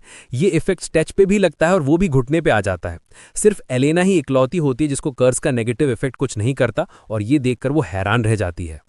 अब कर्स का कंट्रोल मेंटेन करते हुए स्टेच एलेना को बोलता है कि क्वीन को मारना तुम्हारा काम है। एलेना अपने बो से 2 एरोस सीधा क्वीन के दिल में घुसा देती है और वो वहीं मर जाती है। क्वीन की मरने के बाद स्टेच कर्स ऑरा हटा देता है, लेकिन बाकी एंट्स गुस्से में उन दोनों पे हमला करने के लिए रेडी हो जाते हैं। स्टेच एलेना को पकड़ता है और अपनी इलेक्ट्रिसिटी मैजिक एक्टिवेट करता है जिससे सारे वर्कर एंट्स एक ही झटके में मर जाते हैं। एलेना कहती है मैंने कभी ऐसा रेकलेस इंसान नहीं देखा, लेकिन ऐसा भी कोई नहीं देखा जो एक ऐसा डंजन क्लियर कर सके जो एल्व्स भी ना कर पाएं। एक्सप्लोरर क्वीन के हार्ट जो डंजन रिलिक है उसे अब्सॉर्ब करता है और इससे उसके आर्टिफैक्ट के स्टैट्स और माना लिमिट दोनों बढ़ जाते हैं। उसके बाद वो टेलीपोर्टेशन स्क्रोल निकालता है और एक्टिवेट करके दोनों डंजन से बाहर आ जाते हैं। अब 3 दिन के बाद स्टेच यानी आर्डो नेक्स्ट डंजन ढूंढने निकलता है, रेड ट्री, जो कि एल्विन टेरिटरी का सबसे पुराना और सबसे डेंजरस डंजन है। एलेना उसे वार्न कर दी कि वहां जाके वो दोनों मर जाएंगे, लेकिन स्टेच कहता है मैं अब पहले से ज्यादा स्ट्रांग हूं, सब ठीक रहेगा। मोमेंटो उसे वार्न करता है कि अपनी स्ट्रेंथ का राज किसी को मत बताना। एलेना कहती है सबसे डेंजरस पार्ट डंजन नहीं है, एल्व्स हैं। Red tree dungeon Elvin village के उस पार है और वहां से गुजरने के लिए उन्हें एल्व से सामना करना ही पड़ेगा। स्टेच को हर सिचुएशन में एलेना की बात माननी होगी। एलिना जमीन पर कुछ ट्रैक्स देखती है। पहले वो सोचती ये डियर के हैं, लेकिन फिर समझ जाती है ये स्ट्राइडर्स के निशान हैं, जो ब्लैक फॉरेस्ट एल्फ के बेस्ट स्काउट्स हैं। वो समझाती हैं कि स्ट्राइडर्स कभी अपने पीछे ट्रैक्स नहीं छोड़ते, और अगर वो किसी को मारने आए हैं तो स्टेच मर जाएगा उससे पहले कि उसे पता चले कि तीर किस दिशा से आया था। थोड़ी देर बाद एलिना रुक जाती है और कहती है, कुछ अजीब लग रहा है, मैं कोई जानवर की आवाज़ नहीं सुन पा रही। स्टेच अपना इंस्टिंक्ट स्किल एक्टिवेट करता है और कंफर्म करता है कि फॉरेस्ट के पास सब कुछ बिल्कुल खामोश है। फिर वो हॉस्टिलिटी डिटेक्शन एक्टिवेट करता है और एलेना का चेहरा सफ़ेद पड़ जाता है। जो उसने फील किया था वो सिर्फ हॉस्टिलिटी नहीं, मर्डरस इंटेंट था। वो स्टेच को वॉर्न करने जा ही रही होती है, लेकिन देर हो जाती है। एक पल में उसका शरीर छन्नी हो जाता है, कॉन्शियसनेस खत्म, और वो जमीन पर लाइफलेस गिर पड़ता है। एलिना शॉक में रह जाती है। उसके आसपास कुछ एल्स दिखाई देते हैं, स्ट्राइडर्स। शायद स्टेच पहली बार इस दुनिया में 2 बार मरने वाला इंसान बन गया। एल्स अंधेरे से निकलते हैं और एक वार्निंग एरो छोड़ते हैं। जब वो अपने आप को रिवील करते हैं तो एलिना उन्हें गुस्से से देखती है और अपने गिरे हुए साथी को प्रोटेक्ट करती है। वो पूछती है, तुम लोग हमला क्यों कर रहे हो? 2 स्ट्राइडर्स येस्पर और आइडा जवाब देते हैं, हम पूछ रहे हैं तुम एक इंसान के साथ क्यों चल रही हो? उनका मिशन है हर उस इंसान को मारना जो एल्वेन टेरिटरी में घुस जाए। पर उन्हें यह एक्सपेक्ट नहीं था कि एलेना उनके खिलाफ खड़ी हो जाएगी और उस इंसान को बचाएगी जिसे वो खत्म करना चाहते थे। एलेना कहती है, तुम समझ नहीं रहे हो, यही वो आदमी है जो रेड ट्री डंजन को हरा सकता है। स्ट्राइडर्स उसकी बातें सुनते हैं, स्टेच के बिलोंगिंग्स चेक करते हैं और एलेना के कुछ सामान उसमें से निकालते हैं। येस्पर कहता है, तो इस इंसान ने तुम्हें ब्लैकमेल किया था। फिर वो बोलता है, एलेना तुम्हें स्ट्राइडर बनने का सपना छोड़ देना चाहिए। आइडा, जो हिनाता जैसे काम और फर्म टोन में बात करती है, कहती है, हम तुम्हारे बहाने नहीं सुनेंगे, लेकिन तुम्हें काउंसिल मीटिंग में लेके जाना होगा। जब स्टीच फॉरेस्ट में गया था 3 फेमस डंजन्स को डिफीट करने, वो एल्फ प्रोटेक्टर्स के हाथ लग गया और उसे एल्फ्स की कैपिटल सिटी ले जाया गया। यास्पर उस लड़की से कहता है, इतने टाइम बाद अपने घर आई हो, कम से कम मुस्कुरा तो लो। एलेना ने उसकी बात इग्नोर कर दी और उसे चुप रहने को कहा। यास्पर को समझ नहीं आ रहा था कि ये इंसान इतना अजीब क्यों है, इतना खून बहने के बाद भी मर नहीं रहा। एलेना ने कहा, जब तुम्हें पता चलेगा कि ये इंसान कितना कीमती है, तब तुम इसके साथ ऐसा बर्ताव करने की हिम्मत नहीं करोगे। यह सुनकर यास्पर गुस्सा हो गया, एक ह्यूमन को रिस्पेक्ट दूं? तब हिनाता ने दोनों को चुप रहने का ऑर्डर दिया। बस एक एल्डर आ रही हैं। थोड़ी देर बाद एक एल्फ आई, जिसे देखकर समझ नहीं आता था कि वो बूढ़ी है या जवान। उसने कहा, स्ट्राइडर यास्पर, स्ट्राइडर हिनाता और रेलिक प्रोटेक्टर एलेना, तुम सबसे मिलकर अच्छा लगा। एलेना पूरी सिचुएशन से काफी टेंस थी। एल्डर ने पूछा, यास्पर तुम इस ह्यूमन को शहर क्यों लाए हो? यास्पर ने बताया, ये वही आदमी है जिसने प्रोटेक्टर का रेलिक चुरा लिया और उसे ब्लैकमेल भी किया। मैं इसे इंटेरोगेशन के लिए लाया हूं। एल्डर ने पूछा, क्या ये अभी तक जिंदा है? उन्हें श्योर नहीं था, लेकिन उसके हाथ में एक बड़ा छेद था जो अब गायब हो चुका था। एल्डर ने ऑर्डर दिया, इसे अभी के लिए सेल में डाल दो। एलेना, तुम मेरे साथ चलो। एलेना इस फैसले से खुश नहीं थी, पर एक एल्डर के हुक्म को मना नहीं किया जा सकता था। एल्डर ने कहा, रेड ट्री डंजन कंट्रोल से बाहर हो गया है और अब वो हमारे जंगल को खा रहा है। 1 हफ्ते पहले एक एल्फ उस डंजन के अंदर खींच लिया गया था। ये डंजन पैरासिटिक नेचर का है, इसीलिए अब वो आसपास के इलाकों तक फैल रहा है। हमारा विलेज ज्यादा देर तक इसे रोक नहीं पाएगा। एल्डर ने एलेना की तरफ देखा, और जब ये सब हो रहा है, तुमने अपना रेलिक खो दिया और उस इंसान की गाइड भी बन गई। इससे तुम इनकार नहीं कर सकती हो। एल्डर्स इसे बिना पनिशमेंट के नहीं छोड़ेंगे। कुछ समय बाद अंधेरा छटा और स्टीच ने आंखें खोली। हमारे विलन ने होश संभाला, सर में जबरदस्त दर्द था। उसके आसपास हजारों एल्फ चीख रहे थे। वो एक स्टेडियम के बीच में था। मोमेंटो ने उसका शरीर तो हील कर दिया था, पर उसकी कॉन्शियसनेस को जगा नहीं पाया था। मोमेंटो ने जल्दी से समझाया, तुझे मार लगने के बाद तू 4 दिन तक बेहोश था। एल्स ने तुझे तब तक बंद रखा और आज तेरा ट्रायल है, तेरे क्राइम्स और तेरी पब्लिक एग्जीक्यूशन के लिए। एक एल्डर एल्फ जिसके चेहरे पर बड़े बड़े स्कार्स थे, उसने जोर से चिल्लाकर कहा, शांति। पूरा स्टेडियम चुप हो गया। एल्डर बोली, इस इंसान को बोलने दो। ये डार्क फॉरेस्ट में घुसा और प्रोटेक्टर एलेना का रेलिक चुरा लिया। क्या ये सच है? एक्सप्लोरर ने ऊपर देखा। एलेना वहां थी। उसके चेहरे से लग रहा था कि वो खुश नहीं है। ह्यूमन ने जवाब दिया, हाँ ये सच है। और उसी पल पूरा स्टेडियम गुस्से से चिल्ला उठा। अब स्टीच को समझ आता है कि यह सिर्फ एलेना के लिए इंपॉर्टेंट नहीं था, बल्कि कुछ और बड़ा था। एल्डर फिर पूछती है, क्या यह सच है कि एक्सप्लोरर ने इस पेंडेंट का यूज करके एलेना को मजबूर किया था कि वो उसे फॉरेस्ट के थ्रू गाइड करे? स्टीच इस बात को भी मान लेता है। वो औरत जिसके चेहरे पर बड़े बड़े स्कार्स थे फिर पूछती है, और तेरा मकसद क्या था? क्या तुम एल्फ्स को किडनैप करके उन्हें गुलाम बनाना चाहते हो? स्टीच सीधा जवाब देता है, मेरा गोल है इस जगह के सारे डंजन्स को डिस्ट्रॉय करना। ये बात सुनकर पूरे स्टेडियम में सन्नाटा छा जाता है। सबके चेहरे पर शॉक, सिर्फ एलेना को छोड़कर, क्योंकि उसे पहले से पता था। एल्डर फिर पूछती है, क्या यह सच है? कितने सोल्जर्स लाए हो तुम? सब कहां हैं? इतने लोगों को एल्फ टेरिटरी में खिलाओगे कैसे? तुम्हारा आर्मी कितना स्किल्ड है? स्टीच और मोमेंटो वो अनडेड ड्यूओ कहते हैं, कोई आर्मी नहीं है, सिर्फ मैं अकेला हूं जो डंजन्स को अकेला ही मिटा देता हूं। ये बात सुनकर एल्डर और सारे एल्फ्स को इंसल्ट लगती है। एल्डर तुरंत ऑर्डर देती है, येस्पर स्टेडियम में जाओ और इस इंसान से सच बुलवाओ। येस्पर सरकास्टिकली कहता है, तुम्हें पहले ही सच बोल देना चाहिए था, अब देर हो गई है। उसने इतनी तेज पंच मारा कि स्टीच डिफेंड भी नहीं कर पाया। उसका सांस रुक गया और कहा गया कि ये तो बस शुरुआत है। जब स्टीच को जोर जबरदस्ती सच बोलने पर मजबूर किया जा रहा था, तब एल्डर बोलती है, अब अकॉम्प्लिस एलेना ड्रेनवायर को बोलने की इजाजत दी जाती है। सबसे पहला सवाल, एलेना, जब ये इंसान तुम्हें लूट रहा था, तुमने हेल्प क्यों नहीं बुलाई? तुमने इसे ब्लैकमेल क्यों करने दिया? एलेना असल में अपनी ट्राइब को बचाना चाहती थी। अगर उसने कुछ बोला होता तो उसकी पूरी ट्राइब को जिम्मेदार माना जाता, लेकिन वो ये बात उन्हें नहीं बताती। उसका जवाब था, ये ह्यूमन जो डंजन्स डिस्ट्रॉय कर रहा है वो एल्फ्स के लिए भी फायदेमंद साबित हुआ है। एलेना कहती है, मैं इस पे भरोसा नहीं करती, पर यह सच है कि इसने ड्राई रूट डंजन और एंटेल डंजन अकेले क्लियर किया है। एल्डर गुस्से में बोलती है, ये इम्पॉसिबल है। डंजन क्लियर करने के लिए आर्मी और महीनों की प्रेपरेशन चाहिए। जब स्टीच को पीटा जा रहा था बिना पलट के, एल्डर बोलती है, एलेना, तुम्हें यह सब फॉरेस्ट के बाहर कंफर्म करना चाहिए था। ये ह्यूमन जरूर किसी छिपी हुई आर्मी के साथ आया है। एलेना सीधी खड़ी होकर कहती है, उसके पास कोई आर्मी नहीं, कोई हिडन सप्लाई नहीं, ये सब कुछ हम दोनों ने मिलकर किया है। दूसरी एल्डर पूछती है, एलेना, तुम एक ह्यूमन को प्रोटेक्ट क्यों कर रही हो? तुम झूठ बोल रही हो क्या? एलेना काउंसिल के सामने कहती है, मैं झूठ नहीं बोल रही, सब कुछ सच है। तभी हिनाता सबका ध्यान बैटलफील्ड की तरफ दिलाता है। वो ह्यूमन नॉर्मल नहीं है। सब देखते हैं उसके आसपास एक अजीब सी समझ ना आने वाली ऑरा है। स्टीज अपने ओपोनेंट के पंचेस बर्दाश्त करता जा रहा था। वो कहता है, येस्पर मेरे से पहले गिर जाएगा। एलेना फिर एल्डर से कहती है, आप सबको पता है विलिस खतरे में है और ये आदमी वही सोल्यूशन है जिसे हम ढूंढ रहे थे। एलेना बताती है, ये इंसान मॉन्स्टर्स और डंजन एनर्जी को अब्सॉर्ब कर सकता है। रेनाता पूछता है, तो फिर स्टीच ने अब तक अपनी एबिलिटी का यूज क्यों नहीं किया? अभी तो काम आ सकता था। एक्सप्लोरर कहता है, अगर मैं यहां अपनी एबिलिटी यूज करता तो सिचुएशन और बिगड़ जाती। ऐसा लग रहा था जैसे वो अपनी नई साथी पर भरोसा कर रहा है कि वो ये हालात संभाल लेगी। एल्डर एलेना से पूछती है, क्या माना अब्सॉर्ब करना क्या प्रकृति के कानून के खिलाफ है? एलेना कहती है, हाँ, ये सच है। तभी हिनाता बीच में बोल पड़ता है, तो फिर हम मॉन्स्टर रिलीज करते हैं। अगर एलेना की बात सच है तो ये साबित हो जाएगा। मॉन्स्टर का नाम सुनकर सब एल्डर्स चिंतित हो जाते हैं। रेनाता रिस्पेक्टफुल टोन में कहता है, एलेना, क्या तुम सहमति रखती हो कि एक्सप्लोरर अपनी पावर साबित करे सबसे पावरफुल क्रीचर के सामने? एलेना कहती है, परफेक्ट आइडिया। येस्पर का नाम सुनते ही वो पीछे हट जाता है और कहता है, एक्सप्लोरर शांत हो जाओ। पीस के जेस्चर के तौर पर वो उसके हाथ आजाद कर देता है। तभी एक गड़गड़ाहट होती है। क्रीचर की दहाड़ पूरे स्टेडियम को हिला देती है। स्टीच के कान गूंज उठते हैं। सीरियसली, क्या ये लोग आज मुझे बहरा बनाना चाहते हैं? उसने सोचा। उसके सामने एक आर्मर्ड बियर खड़ा था। स्टीच ने कभी सुना नहीं था कि कोई आर्मर्ड बियर डोमेस्टिकेटेड होता है, तो ये लोग इसे केज में कैसे रखे हुए हैं? एल्डर को लगा ये थोड़ा ओवर द टॉप है, पर रेनाता बोला, अगर एलेना की बात सच है तो ये भी काफी नहीं होगा। बड़ी बस्ट वाली एल्डर ने ऑर्डर दिया कि वो अपनी एबिलिटी दिखाए, मतलब उससे वो मॉन्स्टर से लड़ना है। पर स्टीच सोच रहा था कि क्या वो उसे उसका वेपन भी देंगे या नहीं। प्रोटैगनिस्ट को याद आया कि उसकी रिंग उसकी स्किन के नीचे छुप सकती है। मोमेंटो ने उसे इस तरह छुपाया था ताकि दिक्कत ना हो और वेपन ओनर से जुड़ा नहीं दिखे, क्योंकि शायद एल्व्स ने उसे ले लिया हो। स्टीच ने डिसाइड किया कि पहले फायरबॉल से टेस्ट करेगा कि बियर का रिएक्शन क्या होता है। बियर ने एक ही हाथ से उस फायरबॉल को रोक दिया। ये वाला बियर सच में इंप्रेसिव है, हमारा विलन बोला। स्टीच ने फिर ब्लास्ट ऑफ एयर यूज किया। अटैक बहुत पावरफुल था और फिर भी बियर ने प्रेशर को झेला, जो ऑडिटोरियम में बैठे बाकी एल्फ्स के लिए अनबेरेबल था। जल्द ही बियर बिल्कुल भी जख्मी ना हुआ। इस बात ने स्टीच को शॉक कर दिया, क्योंकि उसका अटैक कुछ भी इफेक्ट नहीं कर पाया।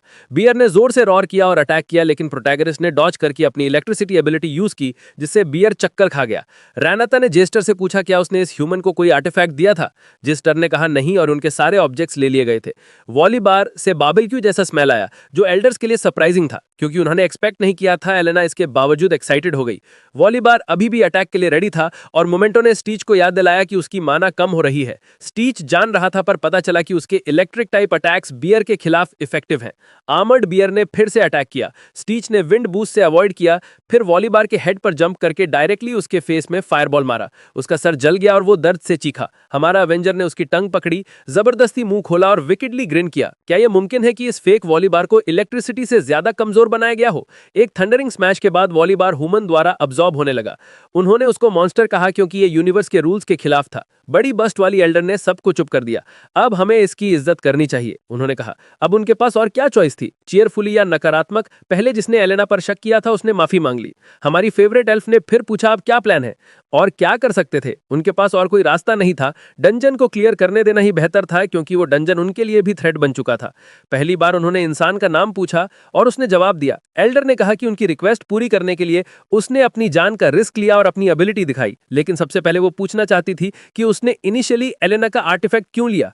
स्टीच ने समझाया कि उसे पता ही नहीं था कि वो आर्टिफैक्ट है। उसका इरादा आर्टिफैक्ट चुराने का नहीं था, वो तो रेड ट्री को चैलेंज करना चाहता था। एल्डर ने सीरियस नजर से कहा, अगर तुम्हें इतना ही चाहिए तो हम तुम्हें रोकेंगे नहीं, लेकिन हम तुम्हें बेसिक सप्लाईज के अलावा कुछ सपोर्ट नहीं देंगे।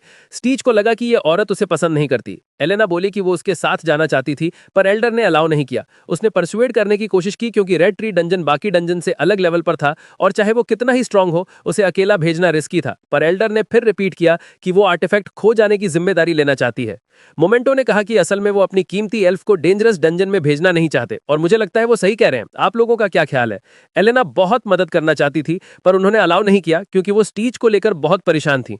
स्टीच ने पूछा क्या वो भूल गया कि उसका आर्टिफैक्ट हर बार डंजन क्लियर करने पर और स्ट्रांग होता है। वो उतना कमजोर नहीं है जितना एल्फ सोचते हैं। वो मरने का इरादा नहीं रखता है।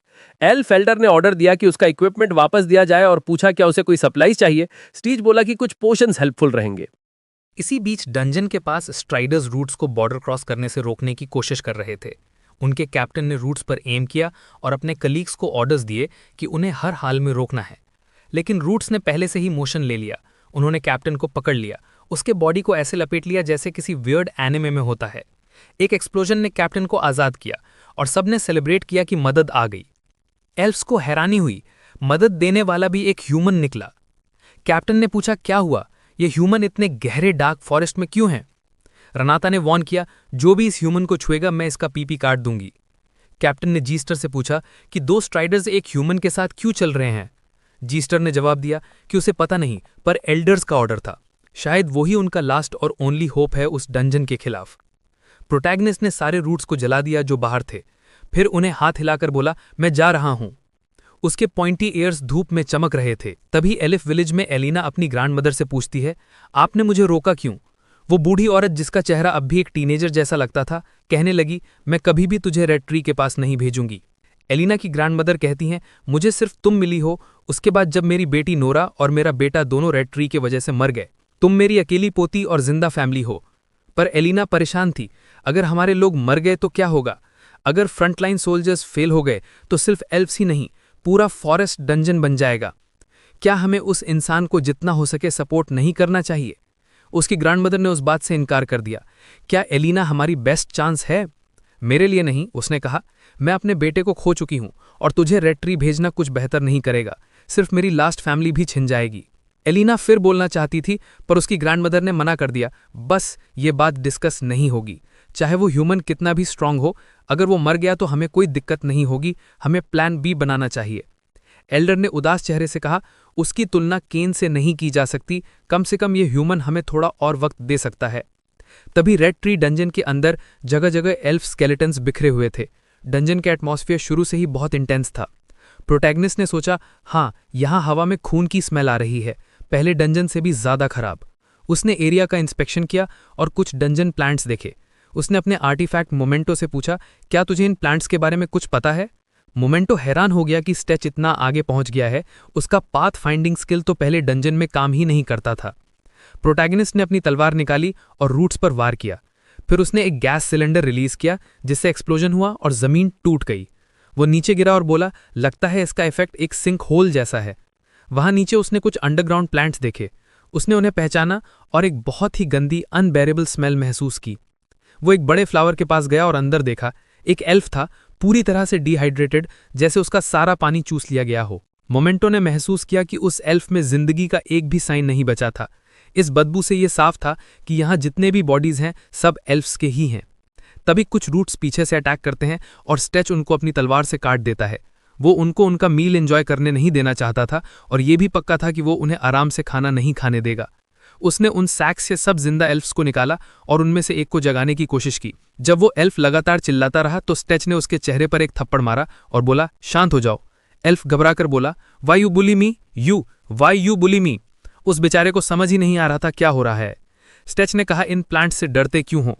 फिर उसने उसे एक एस्केप स्क्रोल दिया और बोला, जैसे ही सब लोग होश में आ जाएं, इसे यूज करके यहां से निकल जाना, मुझे आगे जाना है। तभी उस एल्फ ने स्टेच की शर्ट पकड़ ली और बोला, रुको, हमें एक और इंसान को बचाना है, वही वजह है जिसके चलते हम अभी तक जिंदा हैं। मैं बिना उसके नहीं जा सकता। उसका नाम है केन ड्रेनोयर। और तभी जैसे नाम लिया हो, केन होश में आता है। वो सोचता है, अभी तक इन लोगों का दिल नहीं भरा, मैं अपनी लिमिट पर हूं। तब एक जोर का धमाका होता है, सामने की वॉल टूट जाती है और एक ह्यूमन एक एल्फ लड़के को कंधे पर उठाए हुए अंदर आता है। एल्फ लड़का खुशी से बोलता है, वो ही है केन। स्टेच ने सामने देखा, ये घिनौने प्लांट्स उसके आसपास फैल रहे थे और वो हैरान रह गया। वो केन के पास दौड़ा और बोला, थोड़ा दर्द होगा, बर्दाश्त कर लेना। दूसरा एल्फ बोला, थोड़ा जेंटल रहो उनके साथ। और कुछ सेकंड्स बाद सीन उल्टा पड़ गया। अब एल्फ लड़का केन को कंधे पर उठाए डंजन के बाहर ले जा रहा था। बाहर आने के बाद स्टेच ने पूछा, तो ये है ड्रेनोयर, क्या ये वही है जिसके बारे में मैं सोच रहा हूं? मोमेंटो बोला, हाँ, पर मुझे श्योर नहीं कि इतने कमजोर एल्फ के साथ इतने इंपॉर्टेंट इंसान को छोड़ना ठीक है। स्टेच ने कहा, मुझे महसूस हो रहा है इस डंजन का असली मालिक उस वॉल के पीछे है और वो मुझ तक पहुंचने के लिए बेचैन है। अब केन सेफ था। प्रोटैगनिस्ट ने अपने यूजुअल तरीके से डंजन के अंदर घुसने के लिए सब कुछ तोड़ दिया जो उसके रास्ते में था। अंदर उसने वही देखा जो एक्सपेक्ट किया था, एक बड़ा और अजीब सा क्रीचर, इतना घिनौना कि वो सोच नहीं सकता ऐसे प्लांट्स एग्जिस्ट करते हैं। ट्री ने अपनी ब्रांचेस हिलानी शुरू की जब स्टेच ने पूछा, क्या तुम्हें इस डंजन के गार्डियन के बारे में कुछ पता है? मोमेंटो ने एनालाइज किया, ये वर्ल्ड ट्री की एक सब स्पीशीज लगती है, शायद उसी ट्री की जैसी जो डंजन के ऊपर उग रही है। इतनी माना से भरी हुई है कि पहचानना मुश्किल है कि ये असलियत में क्या थी। अब तो ये एक एबोमिनेशन बन चुकी है।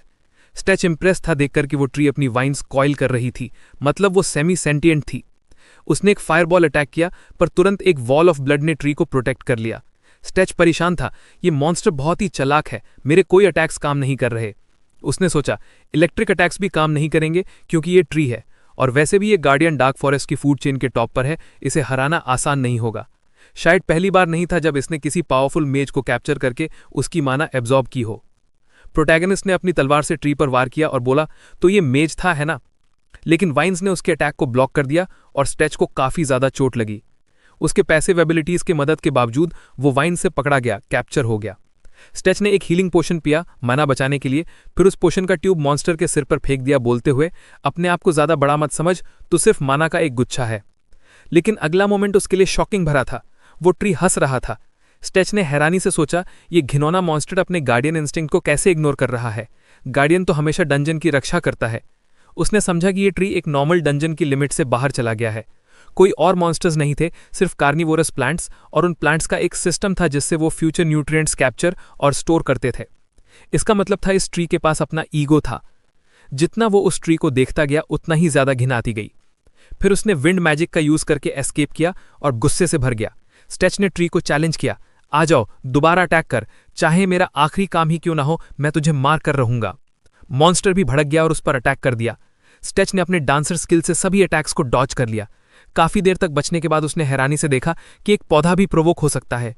फिर उसने नोटिस किया ट्री अपनी वाइन्स को छोटी और पतली करने में तकलीफ उठा रहा है। उस स्टेच ने बोला, एक मूव है जो मैं आर्मर्ड बेयर पर ट्राई करना चाहता था, पर लोग देख रहे थे इसलिए रोक गया था। और फिर उसने फायरबॉल और एयर ब्लास्ट को कंबाइन कर दिया। एक आग का तूफान बन गया। ट्री ने अपनी वाइन्स से बचने की कोशिश की, पर फिर भी वो हिट हो गया। आसपास की गर्मी इतनी बढ़ गई कि स्टेच पसीने से भीग गया। मोमेंटो ने कहा, जब तक मौका है जितने अटैक्स कर सकता है कर। तो स्टेच सीधा ट्री की तरफ दौड़ा। पीछे से जो वाइन्स उस पर हमला कर रही थी उन पर उसने इलेक्ट्रिक मैजिक का इस्तेमाल किया। मोमेंटो ने देखा और सोचा, ये बंदा कुछ ज्यादा ही कॉन्फिडेंट लग रहा है, क्या इसके पास कोई प्लान है?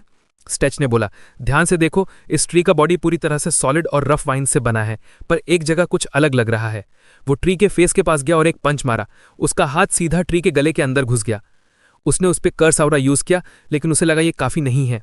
तब उसका आर्टिफैक्ट बोला, कुछ और कर। उसने जेराल्ड को याद किया, अपने रिवेंज के इमोशन को फ्यूल बनाया और कर्स्ड डेवारिंग एबिलिटी एक्टिवेट कर दी। उसने एल्फ से लिए हुए कर्स्ड आइटम्स जो उसके हाथ में थे उन्हें एब्जॉर्ब कर लिया। इससे उसकी फायरबॉल एबिलिटी रेइनफोर्स हो गई और वो बन गई डार्कनेस इन्फर्नो। एक आग का गोला जो हेल फायर में बदल गया, इतना हाई टेम्परेचर फ्लेम्स छोड़ा कि उसने टारगेट को राख बना दिया। डंजन के बाहर दो एल्डर्स और इलेना डंजन के एंट्रेंस पर आए ताकि डंजन की करंट सिचुएशन के बारे में पूछ सकें। क्या उन्हें पता है कि वो ह्यूमन अभी जिंदा है या मर गया? उस वक्त ये जानना इम्पॉसिबल था। काफी टाइम हो गया था उसे अंदर गए हुए, लेकिन कोई अब नॉर्मल एक्टिविटी नहीं हुई थी। एल्डर ने कहा कि अब उनकी बारी है डंजन को सप्रेस करने की। कैप्टन नजीर पैनिक में आ गया जब एल्डर बेलोरा ने डंजन के अंदर जाने की बात कही। उसने उन्हें समझाया कि जल्दबाजी मत करें। सब लोग हैरान हो गए जब अचानक कुछ एल्व्स वहां अपीयर हुए। कैप्टन ने अपने लोगों को बोला कि उन पर तीर ना चलाएं और अपने बोझ नीचे करें। जेस्टर भी शॉक हो गया देखकर कि ये वही एल्व्स थे जो मिसिंग थे। उसने ऑर्डर दिया कि उन्हें सेफ जगह ले जाओ। एल्डर इलेना और कैप्टन नजीर दोनों स्टंट थे, स्पेशली जब उन्होंने देखा कि केन ड्रैनाओयर जिंदा है। इलेना अपने फादर की तरफ दौड़ गई आंसुओं के साथ। सबको ये डाउट हुआ कि क्या ये ह्यूमन रिस्पॉन्सिबल है इन सब के लिए। केन ने अपनी आंखें खोलीं और सब लड़कियां खुशी से रो पड़ीं। वो वाकई जिंदा था। उस एल्फ ने कैप्टन नजीर से कहा कि डंजन में रीइंफोर्समेंट्स भेजे, क्योंकि एक अजीब इंसान अकेला अंदर गया था और उन्हें पचा लिया। उन्हें उसका एस्केप स्क्रोल मिला था, लेकिन जितना पावरफुल वो था उतना ही इम्पॉसिबल लग रहा था कि एक ह्यूमन जिंदा बाहर आ पाए। इसीलिए उसने मदद की गुहार लगाई। तभी डंजन के अंदर से एक तेज हवा और धूल का तूफान निकला। सब लोग शॉक हो गए। एल्डर बेलोनोरा चिल्लाई, हमें तुरंत उस ह्यूमन की मदद करनी होगी। जेस्टर और अनाटा तैयार हुए जाने के लिए, लेकिन उसी वक्त कुछ अनएक्सपेक्टेड हुआ। वो ह्यूमन टेलीपोर्ट होकर डंजन के बाहर आ गया स्क्रोल के साथ, और डंजन कोलैप्स हो गया। स्टिच अपने हाथ से बात कर रहा था जब उसने देखा कि उसके सामने पूरी भीड़ लगी हुई है। सब लोग शॉक थे उसे जिंदा देखकर। उनका ध्यान उस पर टिक गया। एल्स खुश थे क्योंकि रेड ट्री डिस्ट्रॉय हो चुकी थी और उन्हें आज़ादी मिल गई थी। सबको बचाने वाला एक हीरो उनके बीच था। जबकि एक हीरो एल्स के बीच पैदा हुआ, जेरल्ड चाहता था कि जैसे ही सोल्जर आए वो तुरंत निकल जाए। उसने बॉलस्टॉक से कहा कि वो थोड़ा रुककर कुछ काम संभाले, जिससे वो हैरान हो गया। जेरल्ड ने उसे एक लेटर दिया और बोला कि ये एक नए डंजन के बारे में है जो गालिया किंगडम के स्पाई ने डिस्कवर किया था। उसने कहा कि वो कुछ अपने एलीट गार्ड्स चुनकर जाए और उस डंजन से आर्टिफैक्ट निकाल ले। डंजन गालिया के टेरिटरी में था, तो ये एक इंटरनेशनल कॉन्फ्लिक्ट क्रिएट कर सकता था। इसीलिए जेरल्ड ने बोला कि सब कुछ छुपके से करें और पकड़े न जाए। बॉलस्टॉक ने अपना काम समझ लिया और प्रिंस ने डिसाइड किया कि वो पहले नॉर्दर्न बॉर्डर की तरफ जाएगा, जहां दोनों बाद में मिलेंगे। इस बीच स्टिच इलेना के साथ फॉरेस्ट से निकल रहा था। उसने कहा, मैं रेसिस्ट नहीं हूं, लेकिन क्या ये डेंजरस नहीं होगा अगर तुम ह्यूमन विलेज जाओगी इन पॉइंटी ईयर्स और फेस पेंटिंग के साथ?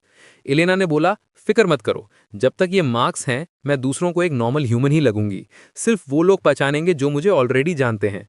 स्टिच थोड़ा सरप्राइज था, सोचा शायद ये कोई सीक्रेट एल्फ टेक्निक है, लेकिन फिर उसे याद आया कि एल्व्स माना डिटेक्ट कर लेते हैं, तो ये उतना अजीब भी नहीं। उसे याद आया कि केन ने कहा था कि कुछ माना सेंसिटिव एल्व्स, जैसे उनका परिवार, माना के फ्लो को देख सकते हैं। कभी कभी माना इतना कॉन्सेंट्रेट हो जाता है कि वो उस पॉइंट को सीधा देख भी नहीं सकते, और तभी एक डंजन फॉर्म होता है। प्रोटैगनिस्ट ने समझा कि उसका मतलब था कि एक नया डंजन अभी बना है, और उसने कंफर्म किया। मोमेंटो खुश था क्योंकि अब कोई इंटरफेयर नहीं करेगा, लेकिन उन्हें उसे क्लियर करना पड़ेगा जब तक दूसरे लोगों को पता न चले। इलेना तैयार थी उनके साथ चलने के लिए। स्टिच ने सोचा कि ये थोड़ी पुरानी सोच वाली है, आजकल कोई गांव का कर्ज नहीं चुकाता, लेकिन मोमेंटो ने कहा कि वो काम की है। एक एल्फ की स्किल्स काफी यूजफुल होते हैं। स्टिच ने अग्री किया, शायद क्योंकि वो पहले स्ट्राइडर थी, बहुत कमाल की थी, एक पावरफुल आर्चर और डंजन डिटेक्ट कर लेती थी। इलेना ने पूछा, हम इस डायरेक्शन में क्यों जा रहे हैं? स्टिच ने जवाब दिया, आगे एक छोटा विलेज है, वहां आराम करेंगे एक रात के लिए, फिर एक हफ्ते का सफर और है। कुछ डिस्टेंस कवर करने के बाद उन्होंने विलेज देखा। स्टिच ने कहा, मेरे पीछे ही रहना हमेशा, चाहे वो ह्यूमन लग रही थी। मोमेंटो ने पूछा, ये एक्सप्लोरर इतना कॉन्फिडेंट क्यों है, क्या इसके सर पर बाउंटी नहीं है? स्टिच हंसा और बोला, बाउंटी? ये सब बकवास है, पहचानेंगे भी कैसे? मैं तो वही कपड़े भी नहीं पहना हुआ। मोमेंटो अभी तक समझ नहीं पा रहा था कि उसका पार्टनर इडियट है या जीनियस। वो दोनों विलेज के एंट्रेंस तक पहुंच गए और गार्ड ने उनसे नाम पूछा, वांटेड लिस्ट देखते हुए। स्टिच ने तुरंत बोला, सलमान खान। गार्ड ने फिर उसके साथ वाली लड़की का नाम पूछा, तो इलेना ने सोचा कि जब स्टिच झूठ बोल रहा है तो वो भी वही करेगी, कैटरीना कैफ। गार्ड ने उन दोनों को थोड़ा शक भरी नजर से देखा, लेकिन फिर उन्हें एक परमिशन प्लेट दी और बोला कि इसे खोना मत और गुड डे कहकर अंदर जाने दिया। स्टिच खुद भी इंप्रेस था इलेना के क्लेवरनेस से। इलेना ने पूछा, तुमने झूठ क्यों बोला? मैंने तो बोला भी, पर अब तक समझी नहीं क्यों। मोमेंटो ने सर पकड़ लिया, क्या ये बंदा इडियट है? उसने कभी इलेना को ये बताया ही नहीं था कि वो अभी वांटेड है। स्टिच ने कहा, पहले होटल चलो, वहां सब बताता हूं। बार के अंदर काफी शोर शराबा था, लोग जोर जोर से बातें कर रहे थे। जंगल के सुकून के मुकाबले में तो ये जगह बिल्कुल खराब लग रही थी। स्टिच ने उसे बोला, कुछ पियो, ट्राई करो। एलेना ने एक सिप लिया और तुरंत थूक दिया। ये तो कड़वा और गंदा पानी लग रहा है। मोमेंटो ने अग्री किया। उसे भी समझ नहीं आया कि ह्यूमंस एक गंध क्यों पीते हैं। स्टिच ने सांस ली और कहा, ठीक है, अब मैं सब समझाता हूं। खाते पीते हुए उसने पूरा मामला समझाया और एलेना हैरान रह गई ये सुनकर कि आखिर में उसे रिवॉर्ड भी मिला था। स्टिच ने कहा, अगर तुम्हें बदला लेने में मदद नहीं करनी तो तुम वापस जंगल जा सकती हो। लेकिन एलेना को उसका रिवेंज लेना बिल्कुल सही लगा। उसे उसकी बातें याद आई जो उसने जंगल में कही थीं।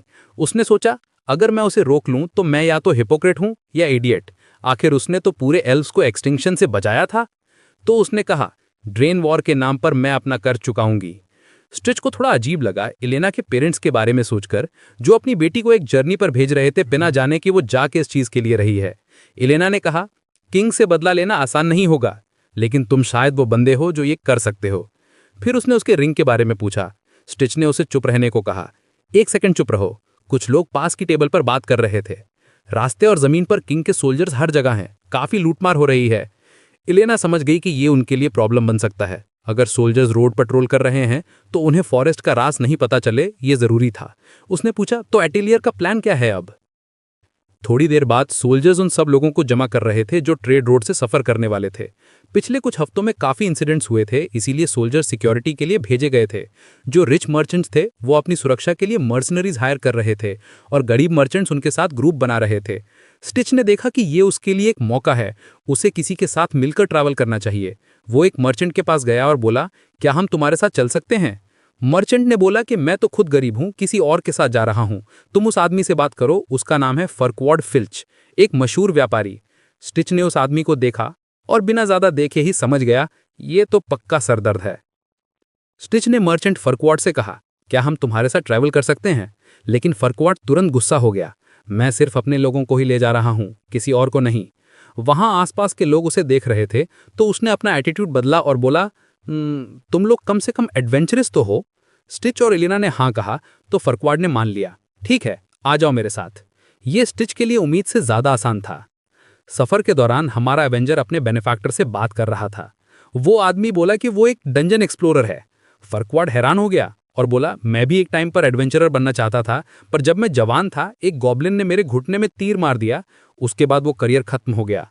एलेना एक असली वॉरियर की तरह हमेशा अलर्ट थी। स्टिच ने उसे कहा था कि हर वक्त सतर्क रहो, कुछ भी अजीब लगे तो तुरंत बताओ। रात को आराम करते हुए एलेना ने कहा, अभी तक सब नॉर्मल लग रहा है, उम्मीद है ऐसे ही रहे। लेकिन अचानक उन्होंने देखा कि उनका एक साथी गिर गया। सब लोग घबरा गए। क्या हो रहा था? कुछ सेकंड्स में ही सब कुछ चक्कर आने लगे। माना पार्टिकल्स हवा में फैल चुके थे। स्टिच भी इस अटैक को पहले से नहीं समझ पाया और वो भी बेहोश हो गया। एलेना तुरंत भागकर दूर गई, माना के इफेक्ट से बचने के लिए। उसे पता था कि अगर वो वहां रुकी तो सब लोग गिर जाएंगे। वो बुशेस के पीछे छुप गई और देखा कि कुछ लोग मर्चेंट के आसपास घूम रहे हैं। उसने सोचा, क्या ये चोर हैं? थीव्स इरिटेट हो रहे थे। यहां इतने सारे मर्सनरीज हैं, ये लोग जरूर अमीर हैं, इनके पास कुछ कीमती माल होगा। एक ने पूछा, बॉस सब लूट लें क्या? बॉस ने मना किया, नहीं, टारगेट सिर्फ फर्क्वाड फिल्च है, बाकी को हाथ मत लगाना। लेकिन तब उन्होंने देखा कि उनका एक टारगेट अभी भी हिल रहा है, स्टिच। माना डिस्पर्जन के बाद भी वो खड़ा था। सब एक साथ उस पर हमला करने लगे ताकि उसे हिला ना सकें। प्रोटैगनिस्ट गुस्सा हो गया। मैजिक से लोगों को लूटना, वो भी ग्रुप अटैक करके। उसने अपना ताइजुत्सु यूज करना शुरू किया और चोरों को एक एक करके नॉकआउट कर दिया। 2 चोर गिरते ही बाकी सब डर गए। वो शॉक हो गए देखकर कि स्टिच ने उनका स्पेल झेल लिया था। इसका रीजन ये था कि हमारे हीरो ने एक पैसिव स्किल हासिल कर ली थी, मैजिक रेजिस्टेंस लेवल 1, जो नेगेटिव इफेक्ट्स को 20% तक कम कर देता था। मोमेंटो ने समझाया कि ये सिर्फ एक पैसिव स्किल नहीं है, बल्कि उनका कनेक्शन अब और स्ट्रांग हो रहा है, जिसकी वजह से स्टेच एक सुपीरियर इंसान बन रहा था। स्टेच को ये बात ज्यादा पसंद नहीं आई, लेकिन मोमेंटो बोला कि उसे तो ये सब अच्छा लग रहा है। चोरों ने अपने बॉस को बुलाया और कहा कि कुछ करो, लेकिन बॉस खुद हैरान था कि कोई उसके स्पेल को रेजिस्ट कर रहा है। उसने अपने साथी से पूछा, ये क्या हो रहा है? शेल भी कंफ्यूज था, क्योंकि उसके मैजिक में कोई दिक्कत नहीं थी, बस सामने वाला बंदा अजीब था। बॉस गुस्सा हो गया और पूछा, तू कौन है? तू मेरे स्पेल से बच कैसे गया? क्या तू कोई मर्सिनरी है? स्ट्रेच मर्सिनरी नहीं था, पर जब उसने चोरी होती देखी तो चुप रहना उससे बर्दाश्त नहीं हुआ। बस इतना सुनते ही थीव्स लीडर ने डिसाइड कर लिया कि अब गेम खत्म करने का टाइम आ गया है। वो अचानक गायब हुआ और 1 सेकंड में उसके पीछे आ गया। सीधा उसके चेहरे पर एक किक मारी। स्ट्रेच हिल गया। उसे समझ ही नहीं आया ये हुआ कैसे।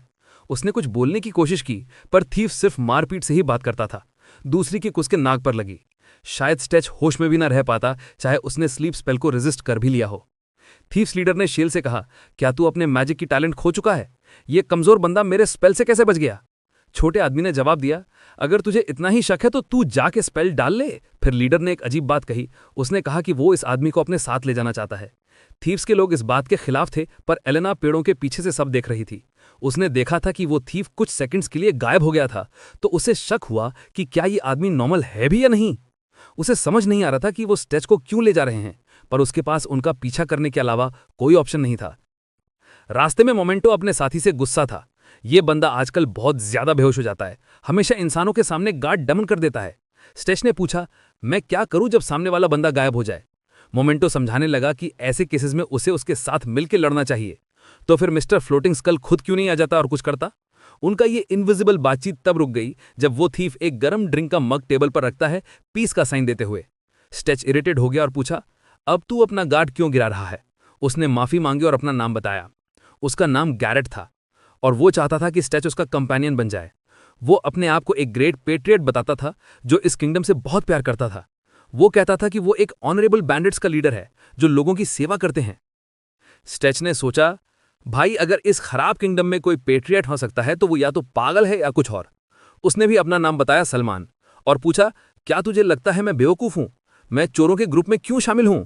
गैरेट को उसके अग्रेसिव रिस्पॉन्स से थोड़ा झटका लगा, पर फिर भी बोला कि उनका ग्रुप एक ऑनरेबल क्रिमिनल ग्रुप है जो सिर्फ अमीरों से लूट के गरीबों को देता है। लेकिन स्टेच के लिए चोर तो चोर होता है, चाहे वो अमीर को लूट के गरीब को दे या नहीं। गैरेट के सोल्जर्स को यकीन नहीं हुआ कि कोई ऐसा आदमी उन्हें ज्वाइन करने से मना कर रहा है। रॉब और गैरेट ने अपने लोगों को याद दिलाया कि वो सब कहां से आए हैं। बर्नार्ड एक भिखारी था और अब उनका एक वैल्यूएबल मेंबर है। शाय शेल एक गार्डन नोम था और अब ग्रुप का एक पावरफुल विजर्ड। गैरेट ने टेबल पर हाथ मारा और बोला, ये सब मैंने किया। मुझे कचरे में भी हीरा पहचानने की नजर है। तभी एक अजीब सी आवाज उसके कान के पास से गुजरी और उसका कान हल्का सा कट गया। सारे टॉर्चेस एकदम से बुझ गए। किसी ने चीख कर कहा, हम पर हमला हुआ है। पर कौन सा आर्मी जंगल में बिना आवाज के छुप सकता है? स्टेच के लिए तो यह ऑब्वियस था, ये तो एलेना ही होगी। जब सबका ध्यान बटा तो स्टेच को भागने का मौका मिल गया। एलेना ने धीरे से कहा, स्टेच इधर आओ, और उसके साथ ज्वाइन कर लिया। स्टेच ने पूछा, कितने गार्ड्स मारे? एलेना बोली, मारे नहीं, जब तक जरूरत ना हो मैं किसी को नहीं मारती। ये सब बस बेहोश हैं। पर जब वो दोनों भाग रहे थे कोई उनके रास्ते में आ गया। वो थका हुआ लग रहा था पर फिर भी उनका रास्ता रोक लिया। गैरेट था वो। उसने कहा, तूने मेरा ऑफर मना किया, अब जानता है क्या होने वाला है। स्टेच इरिटेट हो गया और बोला, बस कर, मैंने तुझे काफी बर्दाश्त कर लिया। गैरेट उनकी तरफ दौड़ा, पर इस बार अटैक एलेना और स्टेच ने पहले ही कर दिया, पर उनका अटैक हवा में गया। ये क्या था? एलेना ने हैरानी से पूछा। तब मोमेंटो ने स्टेच को वॉर्न किया, उसका टारगेट तेरा स्टमक है। स्टेच ने ब्लॉक कर लिया और पीछे हट गया। गैरेट हंसा और बोला, देख रहा है सलमान, समझ में आ रहा है क्या? मोमेंटो ने समझाया, उसके शोल्डर पर जो आर्टिफैक्ट है वो उसे स्पिरिचुअल और फिजिकल रेल्म्स में ट्रैवल करने देता है। वो आदमी एक घोस्ट जैसा बन गया है। आम इंसान की आंखों से वो इनविजिबल है, पर सुपीरियर बीइंग की नजर से नहीं छुप सकता। शेल भी वहां पहुंच गया है जहां तीनों लड़ रहे थे। गैरेट ने कई बार स्टेच को बांधने की कोशिश की, पर हर बार फेल हुआ और खुद फिस्ट्स ऑफ वेंजेंस का शिकार हो गया। उसके चेहरे से लग रहा था कि दर्द कमाल का हुआ है। स्टेच चिल्लाया, एलेना अभी! एलेना ने डाइगर्स फेंके और घोस्ट को ऑलमोस्ट हिट कर दिया। शेल यकीन नहीं कर पा रहा था, ये आदमी मेरे बॉस के मूव्स देख कैसे रहा है? ये इंसान काम नहीं हो सकता। स्टेच ने रॉब और हुड के दांतों का बैंड बजा दिया। गैरेट के घोस्ट पावर होने के बावजूद वो फाइट में स्ट्रगल कर रहा था। शेल ने देखा कि स्टेच के मूवमेंट्स फाइट के दौरान और बेटर होते जा रहे हैं, तो उसने हेल्प करने के लिए मैजिक यूज किया, पर एलेना ने एक पत्थर फेंककर उसे रोक दिया। उसने डिसाइड किया कि वो शेल को इंटरफेयर नहीं करने देगी। बाकी चोरों से पकड़ने के लिए आए, लेकिन उसने अपनी स्ट्रॉन्ग विंड एबिलिटी का यूज किया। सब हवा के झटके से उड़ गए। उन्हें यह पता ही नहीं था कि वो मैजिकल पावर्स भी यूज कर सकती है। गैरेट टेंशन में था, हालात क्रिटिकल थी। तभी मर्चेंट फर्कवार्ड अपने आदमियों के साथ आ गया और बोला, सब पर अटैक करो। स्टेच खुश था कि रीइंफोर्समेंट्स आ गए हैं, लेकिन शॉक में आ गया जब उन्होंने सब पर अटैक कर दिया। अंधेरे में वो समझ ही नहीं पा रहे कि कौन दुश्मन है और कौन एलाय। स्टेच ने पीस में हाथ उठाए, पर जब कोई समझा नहीं तो उसे तलवार निकालनी पड़ी और मर्सनरीज को भी हराना पड़ा। थोड़ी देर बाद शेल होश में आया और बोला, यहां क्या हुआ अभी? उसका बॉस परेशान था और पूछा, तू ठीक है ना? उन्हें समझ नहीं आ रहा था कि उनका ठिकाना कैसे एक्सपोज हो गया। पता चला सुबह जिनके पैसे लूटे थे उन्होंने ही उनका लोकेशन बता दिया था। सबसे बड़ा शॉक तब लगा जब वो लोग रीइंफोर्समेंट्स के साथ आए और उनके बीच में एक जाइंट ब्रूट था जिसके ऊपर कोई भी हथियार काम नहीं कर रहा था। अब तक उन्होंने सब ट्राई कर लिया था, बस मैजिक बाकी था। गैरेट ने शेल से कहा, देखते हैं तू इससे संभल सकता है क्या। शेल ने अपना ड्रैग मैजिक यूज किया जो टारगेट की मूवमेंट स्पीड 30% तक स्लो डाउन कर देता है। पर मैजिक फेल हो गया क्योंकि वो आदमी मैजिक रेजिस्टेंस क्लोक पहने हुए था। गैरेट को समझ आ गया कि आज ये लोग उन्हें पकड़ कर ही रहेंगे। वो यकीन नहीं कर पा रहा था कि उनके पास इतना महंगा इक्विपमेंट कहां से आया। उसने अपना डैगर निकाला और शेल से बोला, बाकी लोगों की मदद करो। अगले ही सेकंड में गैरेट गायब हुआ और सीधा उस जाइंट रोबोकॉप के शोल्डर्स पे अपीयर हुआ। उसने उसके सिर पर अटैक किया लेकिन हेलमेट से टकरा गया। इससे पहले वो दूसरा अटैक करता, रोबोकॉप ने उसके हाथ को एक अजीब एंगल से घुमाकर उसे मार दिया, जैसे उसके हाथ रबर के बने हों। गैरेट उड़ता हुआ जमीन पर गिर गया, चेहरा मिट्टी से चिपक गया। अगला पंच फेटल होता लेकिन जायंट ने महसूस किया कुछ गर्म हो रहा है। स्टेच ने उस पर फायर मैजिक डाली थी। ऐसी पावरफुल मैजिक देखकर गैरेट के बाल खड़े हो गए। प्रोटेक्टिव मैजिक क्लोक के बावजूद जायंट आग के इफेक्ट को नलीफाई नहीं कर पाया।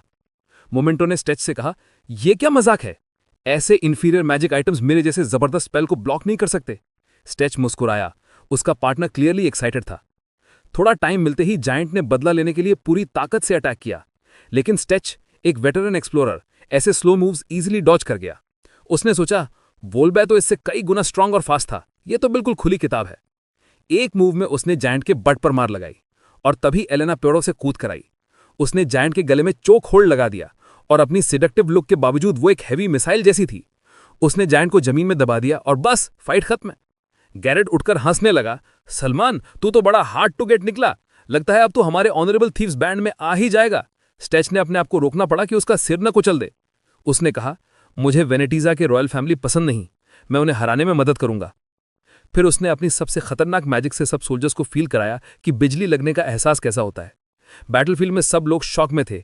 ऐसी टेरिफाइंग मैजिक किसी ने नहीं देखी थी। मर्सिनरीज ने रेजिस्ट करना छोड़ दिया और थोड़ी देर में सब हरा दिए गए।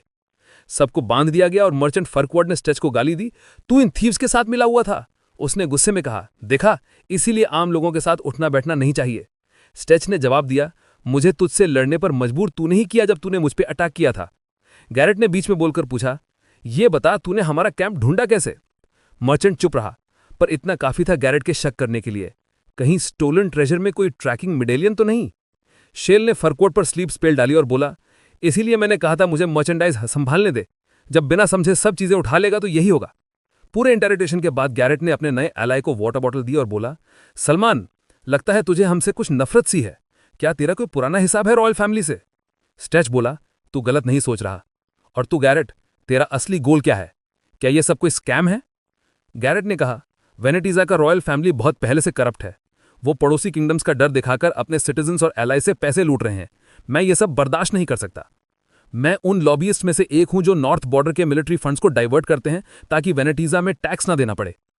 फिर वो बोला, मैं सबसे नहीं चुराता, सिर्फ उनसे जो सच में डिजर्व करते हैं। स्टेच ने धीरे से कहा, मेरे गोल्स भी कुछ ऐसे ही हैं, बस तेरी मेथड्स थोड़ी ज्यादा स्लो है वेनेटीजा तक पहुंचने में। सब कुछ क्लियर होने के बाद स्टेच ने पूछा कि क्या वो अब जा सकता है या रॉब और हुड फिर से उसे रिक्रूट करने की कोशिश करेंगे। क्योंकि स्टेच उनके प्लान्स किसी को बताने वाला नहीं था, वो उनके खिलाफ कुछ नहीं करेगा। इसलिए गैरेट ने अपनी टीम को कमांड्स दे दी और बोला कि वो लोग 1 घंटे में निकल रहे हैं। ये गुड बाय जैसा था, लेकिन गैरेट को उम्मीद थी कि ये सी यू लेटर बन जाए। हमारा प्रोटैगनिस्ट मुस्कुराया, सोचते हुए कि वो दोबारा चोरों से जुड़ना नहीं चाहता, लेकिन अगर किस्मत ने चाहा तो वो फिर मिलेंगे।